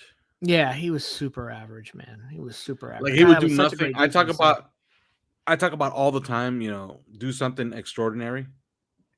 He would never do anything extraordinary. I'm talking about his entire career. You know? Yeah. Like, he would just do what was asked and nothing else. Sometimes a lot less, you know? Let's since Lewis stepped away, let's talk a little bit about this Chargers game. What are your thoughts on it? What do you see happening in this game? What do you say? Like when you think about the matchups, you think about our defense versus them and Tua versus their defense, things like that. They're injured. I will say that. They've been, to be fair, they've been real injured, very injured team all year. Yeah. On defense, there's not much to say about their defense. They're bad. You know? Isn't Staley a defensive coach too? Yeah, but he's also a terrible coach. He's okay. He's a bad defensive coach. Fair enough. But yeah, there's not much to say about that defense. They're not good. They're just not good. On offense, they check down a lot. They don't push the ball down the field, which is a good thing because that kind of plays into our hands, right? Mm-hmm. You're gonna have the game plan against Austin Eckler, and that's something that the Dolphins kind of did this week. But man, they kept getting caught with their pants down with CMC. He's tough, and it was mostly because of a lack of respect for Brock Purdy. Now, if Jimmy Garoppolo plays, do they play a little bit better? Who knows? Maybe, because maybe they respect CMC a little bit more. But in this game, you're going to have to account for Austin Eckler at all times. He's extremely important in this game. If you don't account for him, he keeps them right on schedule and gets them closer to the red zone where they can score. But he had 20. McCaffrey had 25 touches. Yeah, like you could tell they were using the heck out of him. Yeah, they circled this game and said, "Look, let's get this one. We got to get this one." Because that was an uber CMC game. 25 touches is that game was more important for them than for us too. Yeah, because they're looking up at some teams with some really good records in the NFC, and even though the NFC as a whole isn't great, and they're in an actual and they're in a race with the Seahawks. Yeah. Like, one of them is going to get in as a wild card, and the other is going to get in as a division winner. And, you kind of want that home game, and it's just it's like 50-50 between them. So then he wins. Well, you want the home game, but the thing you don't want is you don't want to be, and it sounds weird, you don't want to be the 5th seed. You don't want to be in the NFC the best.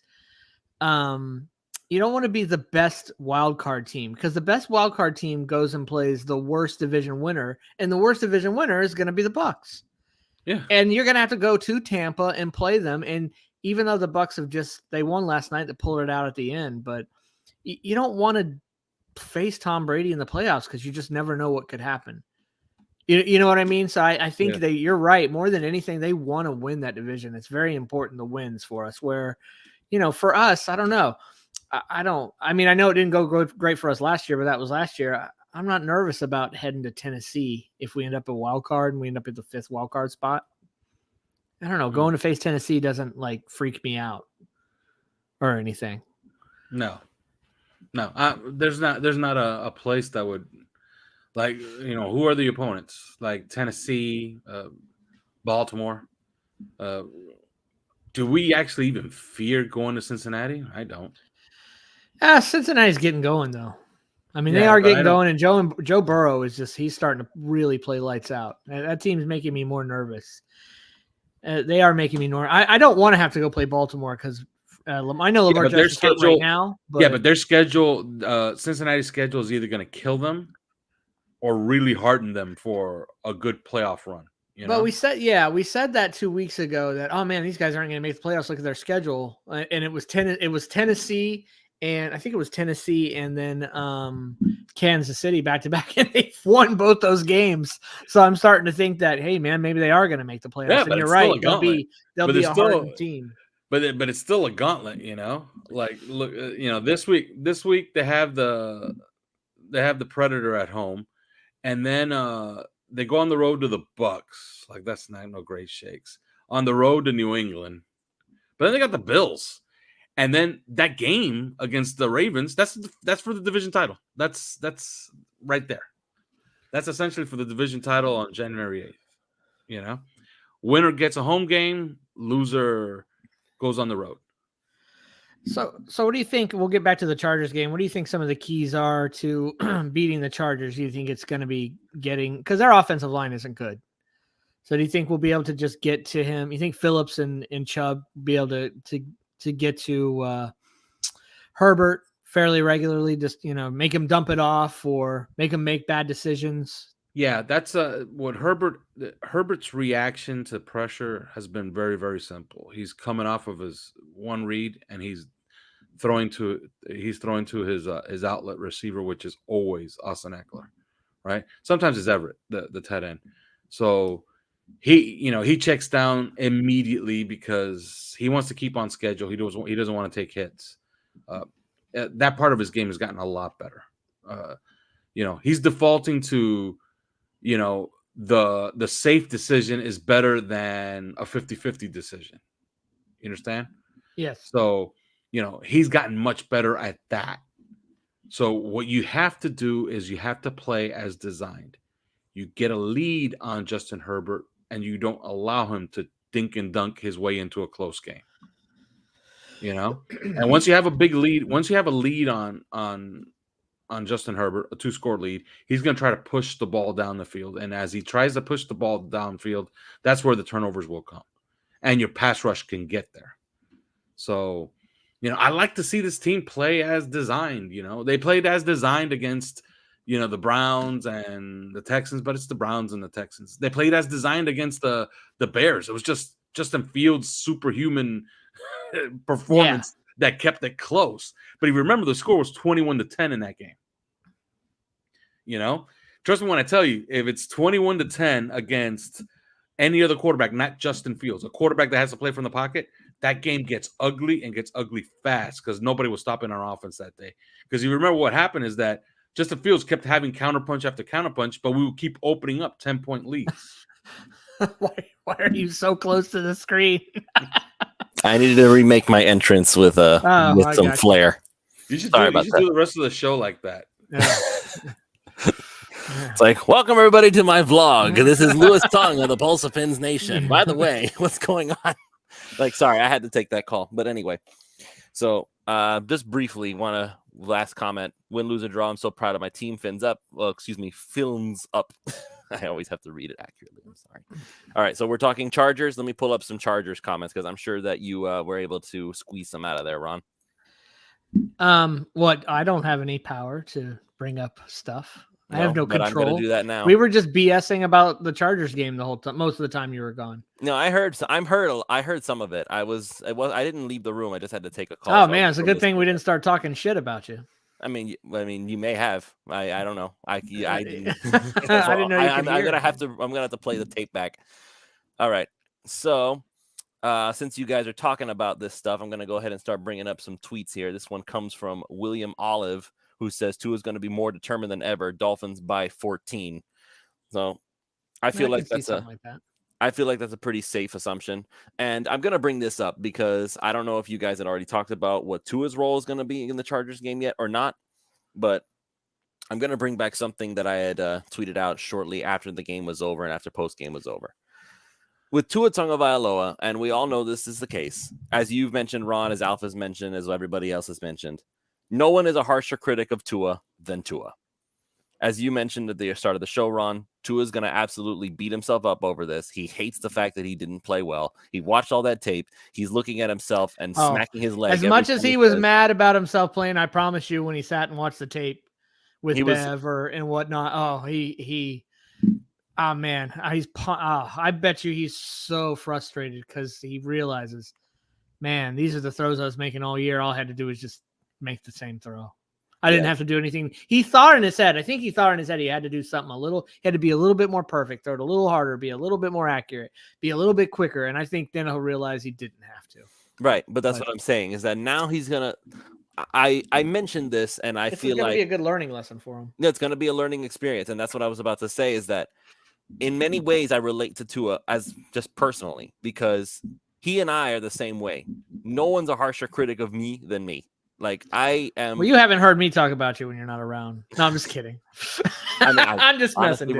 Honestly, Ron, I'm just kidding. I would at this point, if somebody else would beat up on me, maybe I would be more determined to do better, even more so. But continue what you were saying. But I was saying is that, like, even at work, even in my daily life, like if I make a mistake, I'm not the kind of person who just shrugs it off. It's like, oh, okay, whatever, no big deal. Like, no, I agonize over stuff like that. Like it haunts me for at least a day or so before I can finally move past it and say, okay, I'm gonna get past this. But that's the kind of person that Tua is as well. And so I can relate to how he feels about that sort of thing.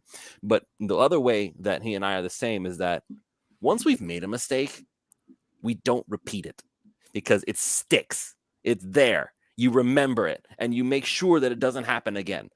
In the game of football, obviously, there are other variables that may make it so that certain mistakes may happen more than once. Players are going to have bad games, and when the bad games happen, sometimes it's because, I fell back into some old habits.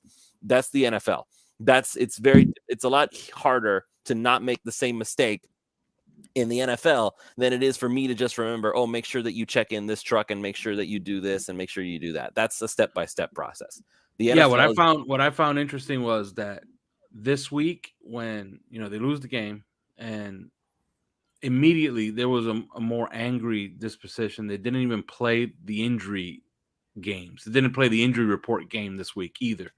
As soon as he was asked, what about your leg? Jalen Waddle said, doesn't matter. This happens all the time. I'm playing on Sunday. They asked Tua about his ankle. Yeah, I'm playing on Sunday. I'm fine. They asked McDaniel about Teron Armstead, and he said, yeah, he's playing. He's probably playing on Sunday. And speaking of Teron Armstead, he tweeted out on Instagram a picture of himself, and he says, if only you knew. I don't know what the hell that means. I mean, who said that? If somebody said, if only you knew. Oh, Armstead said that. Okay. Yeah, Teron Armstead said that, and it seems to be like very, very positive type. It's very cryptic, though. But that's all. Isn't that the game we always play? The social media. What does this mean? Let's hyperanalyze everything that we're looking at. Like, I don't know. Maybe it doesn't mean any. Maybe it's a song lyric. That's what they always say, right? Oh, it's a song lyric. Stop looking in so far into it. Does Teron I don't know what that means.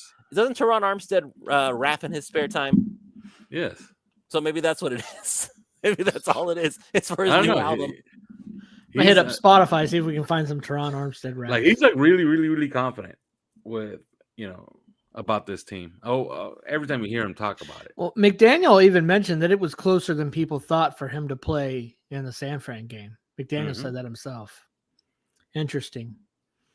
I want him healthy for the playoffs, but hey, I mean, they'll all make the decision as a team when it's time to do it. Yeah. So my main point with Tua is that he's going to take everything that happened against the 49ers and he's going to basically say, okay, that's not going to happen again. And so if this was his bad game, again, like Chad mentioned last week, and I wish he was here to join us with this was a game for it to let it happen. Because ultimately the 49ers game doesn't mean a whole lot to Miami. Like you could possibly make the statement like, oh, we beat the 49ers. This means that we're legit. Beating the 49ers doesn't make us legit. Everything we've done. No, you know what would have happened? We would have beaten the 49ers. All of these analysts would have said, they beat Brock Purdy. Yeah, I know. Yeah. Exactly. That's why it doesn't matter. Yeah. The goalpost. You're right. It wouldn't have mattered. And so it would have not mattered the least bit had they beaten the 49ers. Yeah, so it wouldn't have made a difference. And if Jimmy G had been there and we beat him, they would have said, "Oh, Jimmy G sucks." I mean, it doesn't matter. It doesn't matter what the Dolphins do. Yeah, pretty much. I have ignored every and all. The only Dolphins content I have listened to, and I haven't even finished yet. I've only listened to 15 minutes. Is your show, Alf? I've absolutely listened to no other football content whatsoever. I haven't put in one show of anything anywhere, and I'm not going to the entire week. Don't have any interest in their crappy opinions about a game they probably didn't watch much of and a team they don't know crap about. Not interested. No, it's miserable out there right now. Oh, and by the way, Teron Armstead's rapper name is T-Stead. So not T.A., the notorious T.A. Stead. Lemon Pepper Freestyle, We Paid. That's all I see. I just see two of them. He missed a golden opportunity to call himself TNA. TNA. Nice. Yeah, it's just two. He just has two looks like just two videos there. Yeah, that's it. I'll have to listen to it. I was gonna play it, but I don't want to get in trouble. No, don't get us copyrighted. It's already bad enough. I know, aren't you allowed to play like 10 seconds, but we won't test that rule. Nah. I want the show to hit 1,000 views on the average because that way we can start getting more sponsors. I'm all about that money, guys. Always about that money. Which Are again, you? by the way, prizepicks.com. About them pennies. Ethan takes care of us. Oh yeah, no, I meant in what the shows get for the views. Mm-hmm. All right, so next tweet here. This one's from MH. Chargers are not the 49ers. We can definitely do this. I feel confident about that game. Didn't feel confident about the 49ers game. Yes, I was right there with you. That's why I picked 49ers to win. I don't know what Oto is. Everybody thinks along these lines, so pressure is up. A loss to the 49ers is generally more accepted than to the Chargers. Oh, no, for sure. On the other hand.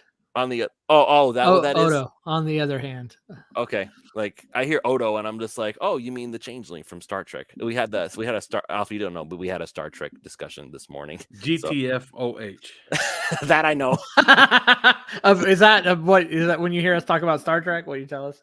Yeah, not a GTFOH. Yeah, not a fan of Star Trek. What is that symbol on your 3YPC? That's the Discord. That's the what is it?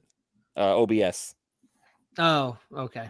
Gotcha. That's what they use to do like recordings and stuff. Yeah, no, that's what you used to use to broadcast to YouTube and stuff.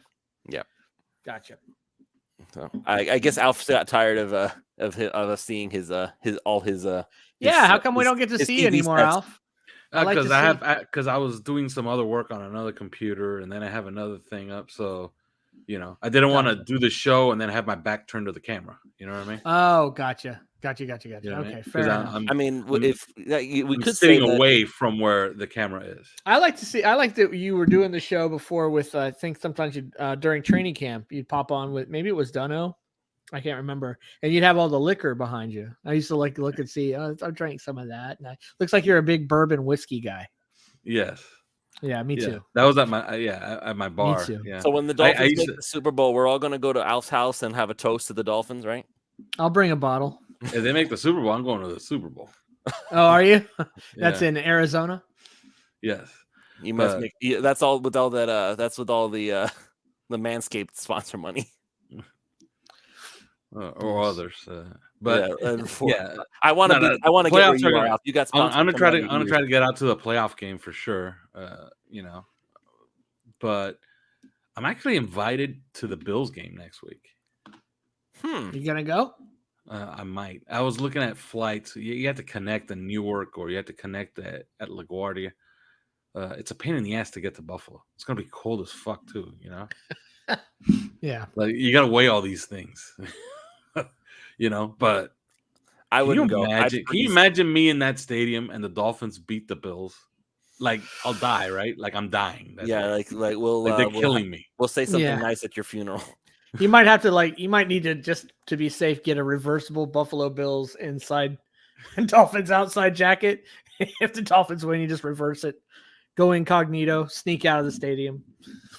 Yeah. So what do you think, Lewis? Are we gonna do our picks and all that stuff? We will, but I want to get some more tweets in there first because we Okay, haven't. I fair believe like what 3 total all day. Will probably be a high-scoring game, and I can see Tua having a big bounce-back game. But if they allow Eckler to run all over them, it could go badly. Their defense doesn't worry me like San Francisco, so they should be able to score 30 plus. I see a 37-35 type of game. Okay, so I can see a high-scoring game too. I think this is going to be a shootout because for all of Justin Herbert's flaws in the fourth quarter, from quarters 1 to 3, he's pretty dangerous. I know you're not worried. I mean, I'm not worried about this I'm game. I'm not worried about the Chargers, and I'm not worried about the game. But we can't just dismiss Justin Herbert as a trash quarterback. He's not.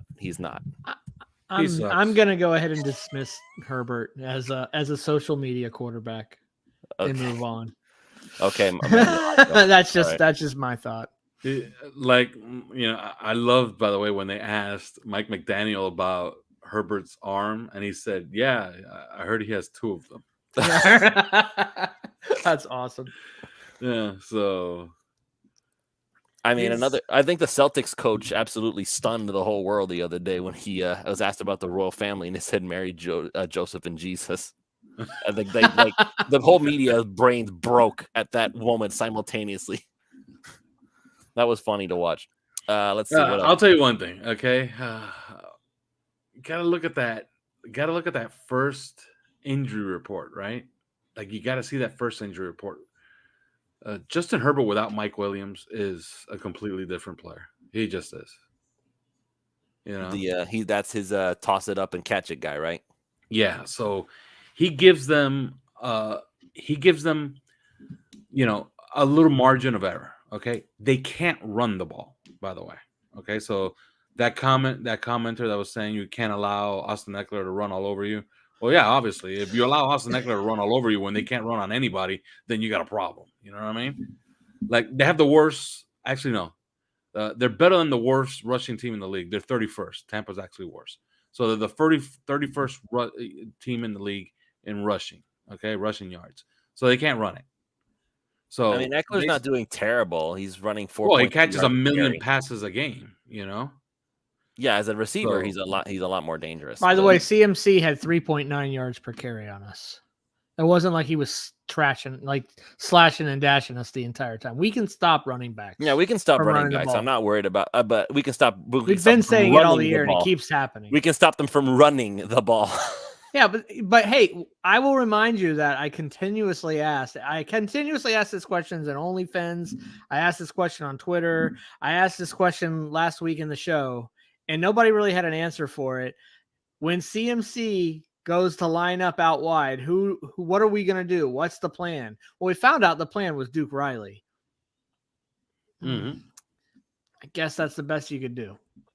All right, you know what I mean? I guess we just didn't really have an answer for that.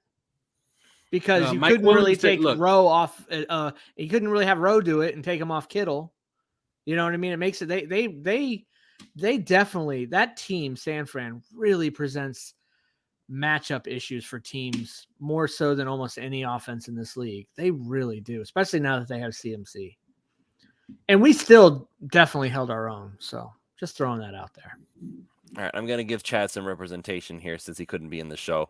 Yeah, Mike Williams, by the way, he didn't play last week, and he hasn't been to practice yet. But Brandon Staley said that Mike Williams should return to practice at some point this week.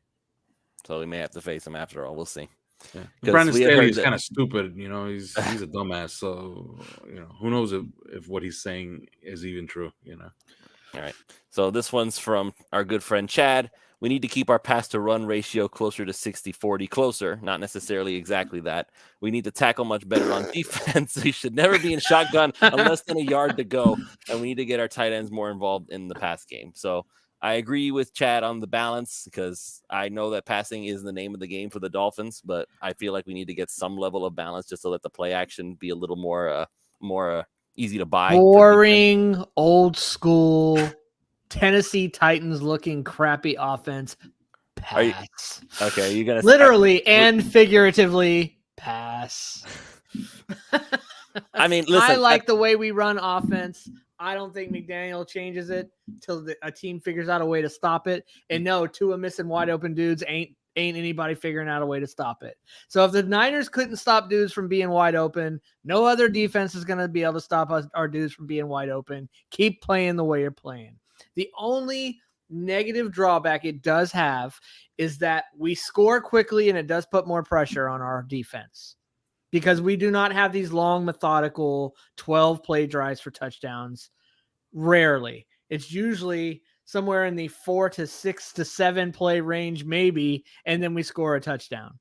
That's the only drawback about it. Beyond that, until a team figures out how to stop our dudes from being wide open all day, every day, you keep doing it. That's my opinion on it. Well, we got another one from Alan Doyle, worried that the art is going to fall out of our season if we don't right the ship. Tackling, penalties, play calling, not enough runs. The offensive line, Armstead, is badly needed. Well, that last part Armstead is needed. I agree. Needed, yes. Armstead does change the game. But there is a pattern showing up here. I know you guys want to talk. I know, Ron, you want to talk about and don't worry about running the ball. I want to run the ball, man. Like I like to be able to run the ball when it makes sense, but not if it's going to cost us, take away from what we do well. I just don't see the point of that. Hey, you guys really do well throwing the ball 15, 20 yards down a clip down the field, but really, shouldn't you just run it for 3 or 4 yards all the time and be in third and long every other? It doesn't need to be all the time, Ron. I'm not looking for a 50-50 or even a 60-40, but it's like they ran the ball how many times? 8 times the whole game? Could we run it more? Isn't that a little excessive? Yes, but also McDaniel's not stubborn or stupid. When you're playing against a team that's really, really, really good against stopping the run, what is the point of going up there and running it for 3 yards? It just doesn't help much. You do it a little bit so they know that you're willing to do it so you can. It doesn't take much running. It doesn't even take a lot of success running the ball for play action to work. The linebackers still have to react to play action the same way they would react whether you'd run it 3 times in the last 3 quarters for 5 yards or you'd been running all over them. They still have to react to it because if they don't and you do hand it off, they might be in trouble. They have to react the same way. It doesn't. Although I will say this: they obviously had a game plan for San Francisco, and they actually ran it successfully a few times against San Francisco. First of all, they ran it for over 4 yards a carry. They had a 20-yard run that was called back, and it was complete BS. The Robert Hunt hold? Yeah. That was not a hold. That was the way you're supposed to block. Yes. That's maddening, okay? Because that was going to be first down at the 13-yard line. Instead, they make it first and 25 at the 43, and the next play is an interception, okay? So, look at all the things that went against them, okay? So more went against us than I can even count. And we were still in that game after another. Yep. Yeah, it was just one thing after another that went against them. But against the Chargers are bad against the run. They're going to be able to have a little bit of balance and have some success. Right, but the question is, will they, though? Because even against the Texans, it felt like they weren't really running the ball as much as they should have been. Because the Texans are known to be a bad team against the run. I think the Texans game, look, it's awfully arrogant to do this, but it's even better to actually go through with it. I think in the Texans game, Mike McDaniel was trying to throw it every down to get a big-ass lead and then sit everybody. He just wanted to run up the score, just huge lead, make a statement against a bad team, call it a day. And call it a day at halftime, and that's exactly what he did. And the only thing that kind of even threw a monkey wrench in the plan was Armstead going out, and he didn't adjust the game plan. He kept trying to do it, And then he put Tua on the side, and he still kept trying to do it. And that was his mistake, and he'll learn from that. Oh, they actually ran it more times than I thought. They actually did 26 carries, although to be fair, we had a lot of offensive plays. Who ran it 26 times? We did, total. We ran Texans. Against the Texans? Yeah. Yeah, but remember, it was the entire second half. It was the entire second half. Once they finally if you remember, Tua threw 32 passes in the first half. Yeah, I remember. That was wild. That was crazy. He threw a game's worth of passes. He pretty much had a game's worth of offense in the first half. Yeah. You know, the Philadelphia Eagles were still trying to make sure they didn't lose to the Texans by the end of the game. I'm just saying. Man, he's not here for you to troll, Monteron. Oh, that's right. I forgot. Just kidding, Manny. All right. So now we've gotten through a few tweets. Let me see if there's one more here I can throw up there because, again, we have so many comments that we haven't gotten through anything. So here's one from, let's see, Mike Mangaras. Says, now that we have Fisher, he feels fantastic. Tua will shine in primetime. Wow. So there's a... the guy that's saving the team was sitting on the bench or sitting on the couch this whole time. I mean, we've already talked about him. Eric Fisher already looks like he's got a really good shot at being better than what we've already had. By the way, can I make a historical observation? Okay. Okay. How good was Dan Marino that last night? You guys know who Tom Brady is, right? I've heard of him. Okay. That it took, how many years has he played? 23? What is it? 23 years? Tom Brady. Yeah, I think it's 22 or 23 years. Brady feels like Tom Brady was born. Finally broke Dan Marino's record last night for Monday Night Football wins. Oh, really? It took that long? We used to play Monday night 3 times a year. Yeah. But Tom Brady had played 14 more games than it took him 14 more games to break Dan Marino's record. That's funny. You know, so at least that's pretty cool. Marino play. Yeah, that's pretty cool. That that record held on for that long. Yeah, I have to say something. I'm enjoying this iteration of the Dolphins more than I enjoyed the Marino years, and here's why. I didn't earn the Marino years. I was kind of born into it.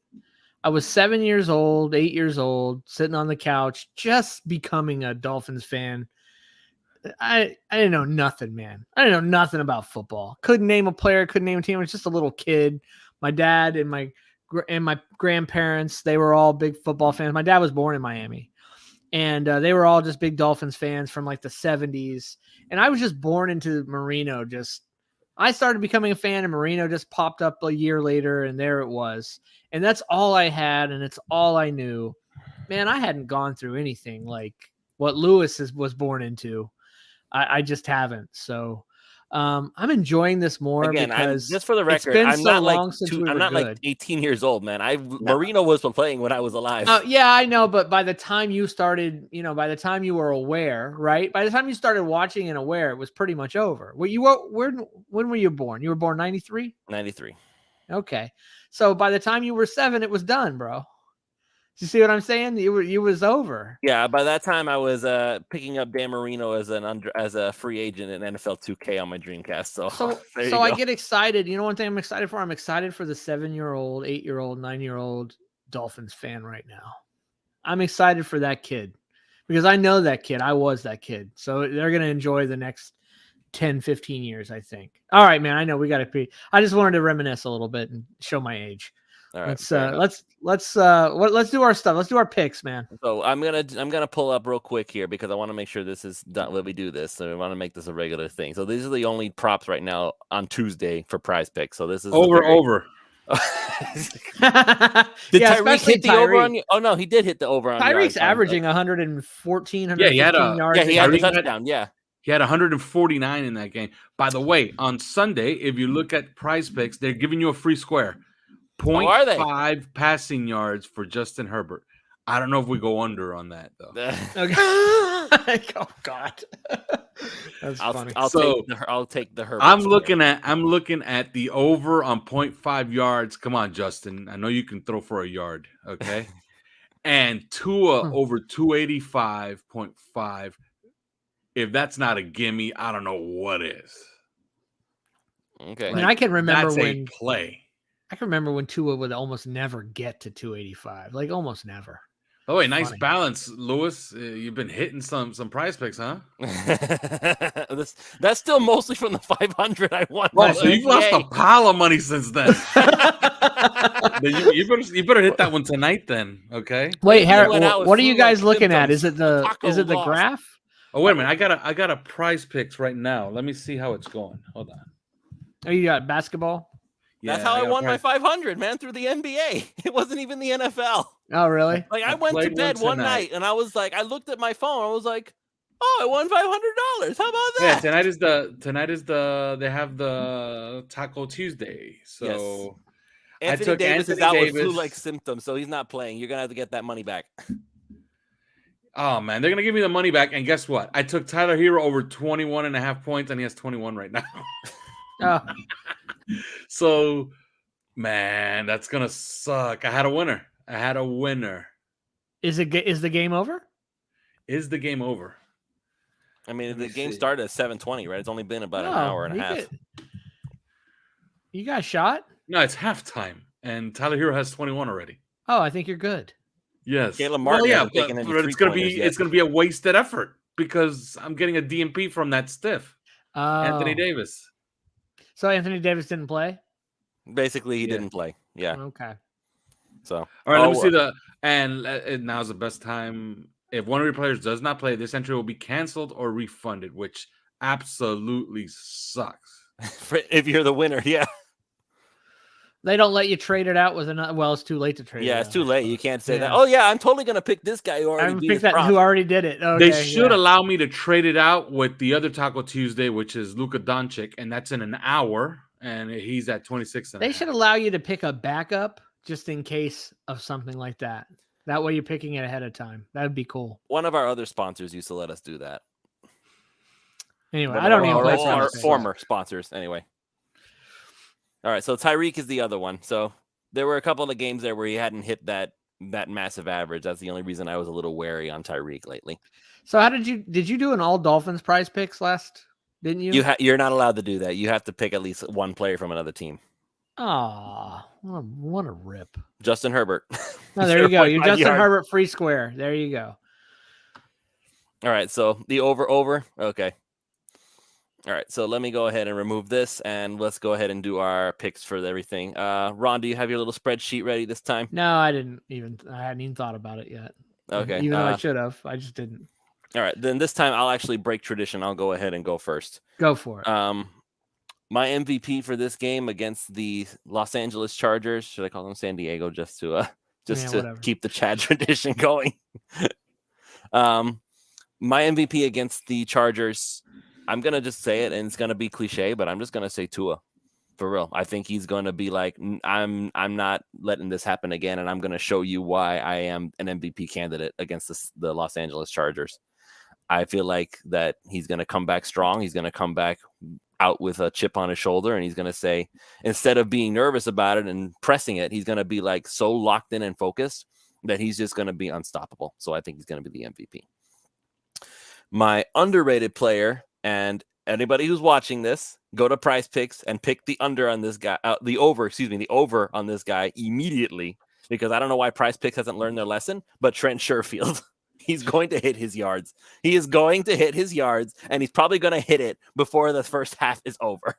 Is Sherfield a top 30 wide receiver, like fantasy wise, maybe, or just in yards? I wonder if he's a top 30 in yards. I think he has seems like 400 yards. So yeah, I wonder if that puts him in top 30. That may not quite get there. no.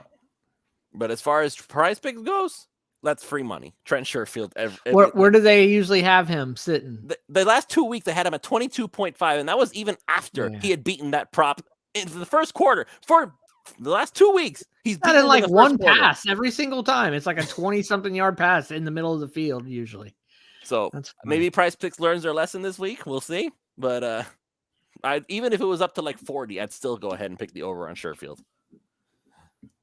All right. So he's my underrated player. You're and overrated. My overrated player is going to be Jeff Wilson. You know why? Because they're not going to run the ball. Oh, because they're not going to run the ball. Okay, that's fair. Okay. Alf, fair. you go first. Ron doesn't have a spreadsheet. No, I can go right now. He's I'm trying to ready. think. Oh wait, you have to I'll give go your first. pick too. Oh, go ahead. But you have to give Oh, your my pick pick. first. Yeah, Wolf. my pick. No, the Dolphins. The Dolphins are going to win. I'm going to say they win What? like a score of 36-30. Okay. Damn, the Dolphins are going to give up 30 points to that trash can in LA? Nah. I'm sorry. I just need to see them like actually stuff someone for a little while before I'm going to trust them not to give up points. Okay, I got my MVP is going to be Tua. He's going to have a monster game against. He's going to see who's on the other side, and trust me, the whole season's been building toward this game. If there was a game that he was going to circle, it was going to be this one. My MVP. You know what? I'm gonna say the MVP is gonna. Well, I already said it's Tua. My You want underrated to pick MVP? Yeah, you want the underrated. I think the underrated is, man, they're close. Even in that game, okay, they popped a couple of runs that were a block away or a broken tackle away from going a long way. I think they're so close to breaking a long one that somebody's gonna have to do it. I'm gonna say that Mostert gets it. I think Mostert gets a long run. Your Finally. boy, Lewis. My boy, Raheem Mostert. I think he finally gets one. And the overrated, I'm going to say Thomas Morstead because I don't think he's going to punt. Okay. Nice. And if you want to score, I'll go ahead and give the score. I'll say Dolphins 34, Chargers 24. And Justin Herbert's going to pull off the double-double, which means he's going to throw a garbage time touchdown and a fourth quarter interception. So there you go. Pick the over on Herbert's interceptions.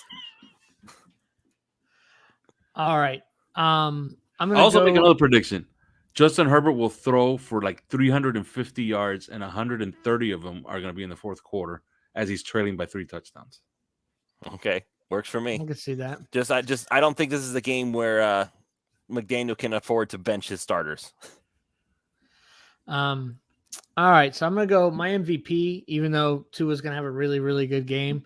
My MVP is gonna be Tyreek Hill. I say Tyreek goes for 2 bills in this game, 200 yards.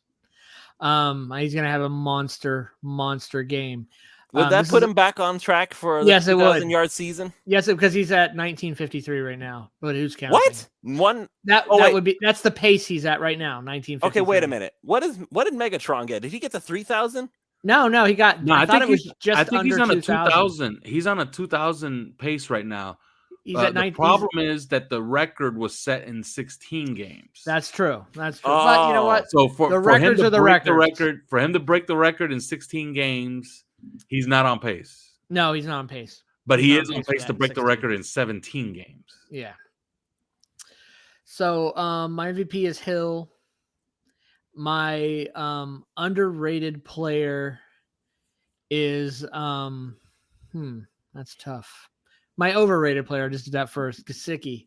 He's in the doghouse for dropping that pass. He played 9 snaps. He's What did I tell you guys? Never ever pick the over on Gesicki again, ever.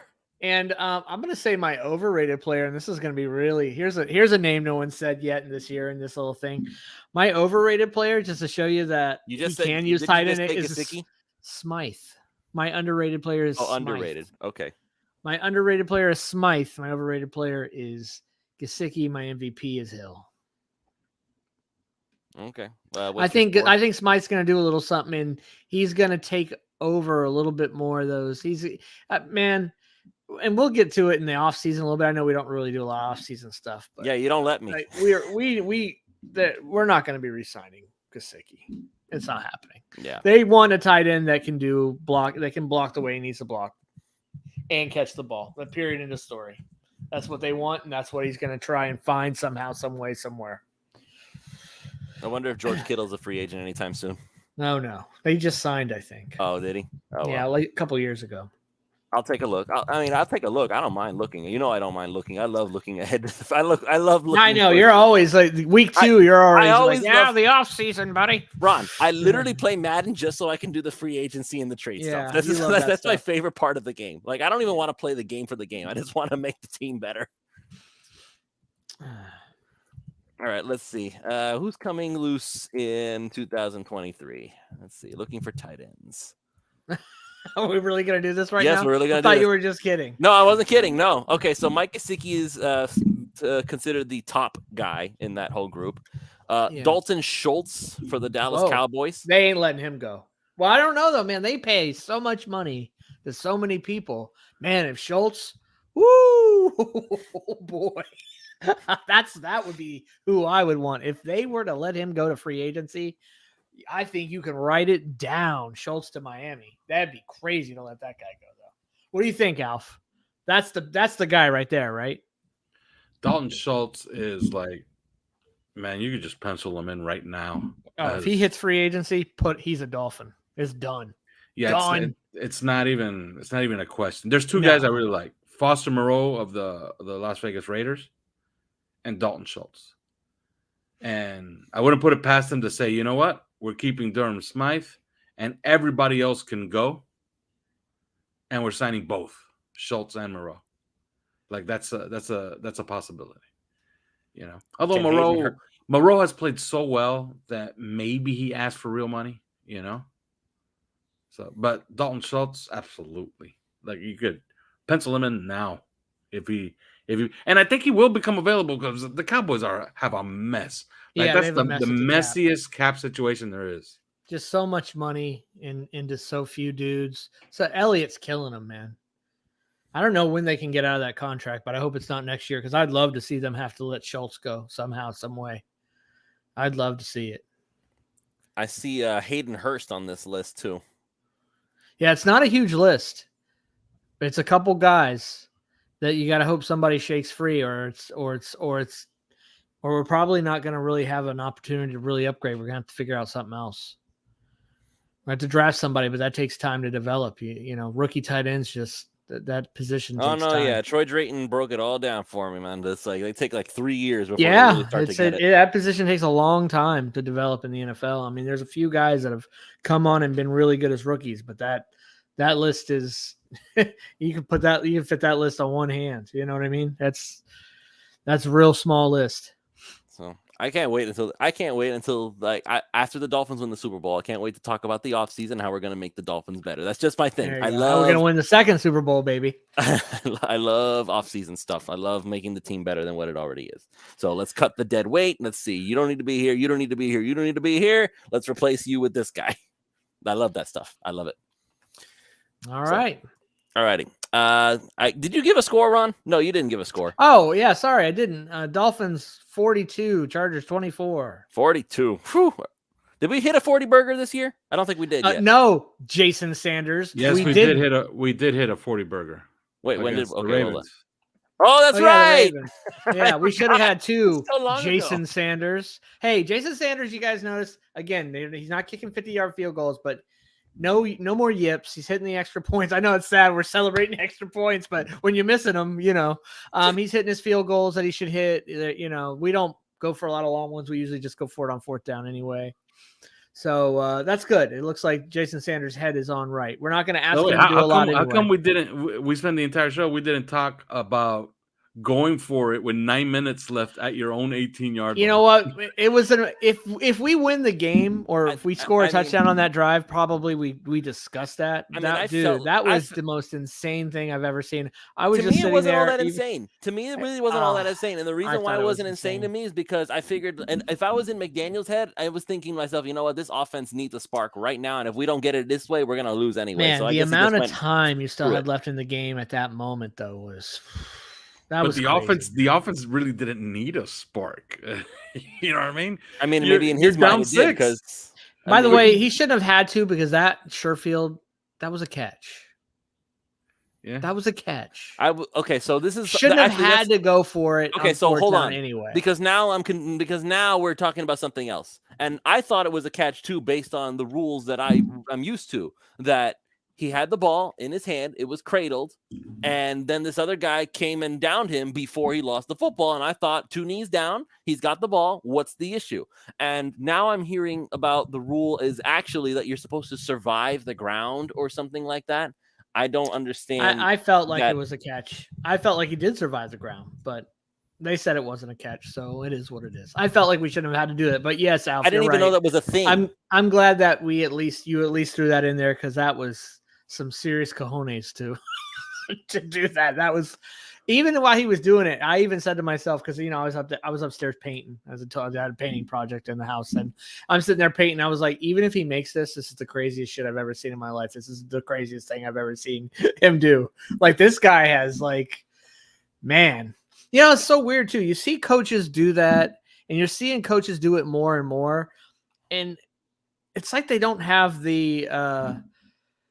It's like they're just doing it and they don't feel good about it. And I feel like McDaniel does it and he feels good about it. Like I'm going for it right here. This feels awesome. I feel better about Tua in my offense than I do about Jason Sanders. He has so much confidence. That's the thing. But if you know what I liked about it, What I liked about it is that when he was asked about it, he said, "I was fully aware of the consequences of what I was doing." I haven't watched, and I'll tell you what the consequences were. The consequences were that he was likely throwing the game away if they don't get that there. Right, that's what I'm saying. He was basically like, "Listen, but I'll tell you one thing. We're gonna lose anyway, so screw it." But I'll tell you one thing. But it's 23-17, okay? Mm-hmm. And there's 9 minutes left. You're punting to Brock Purdy. You're not punting to Patrick Mahomes. You know what I mean? You know what I mean? And we had really stopped them at that point. Yeah, all the momentum was on the Dolphins side, and he said, "I don't give a crap about a momentum or anything." Yeah, he felt like they needed to score a drive on that touchdown. I think he kind of got it. He felt like if I don't score a touchdown in this drive, I feel like this game's over. For whatever reason, he felt that way. Because if he didn't feel that way, he doesn't make that decision. So for whatever reason in his head, he just kind of had the instinct to think, we have to score on this drive. I cannot give this ball back right now. I just can't. You know what I mean? We need to keep this drive going.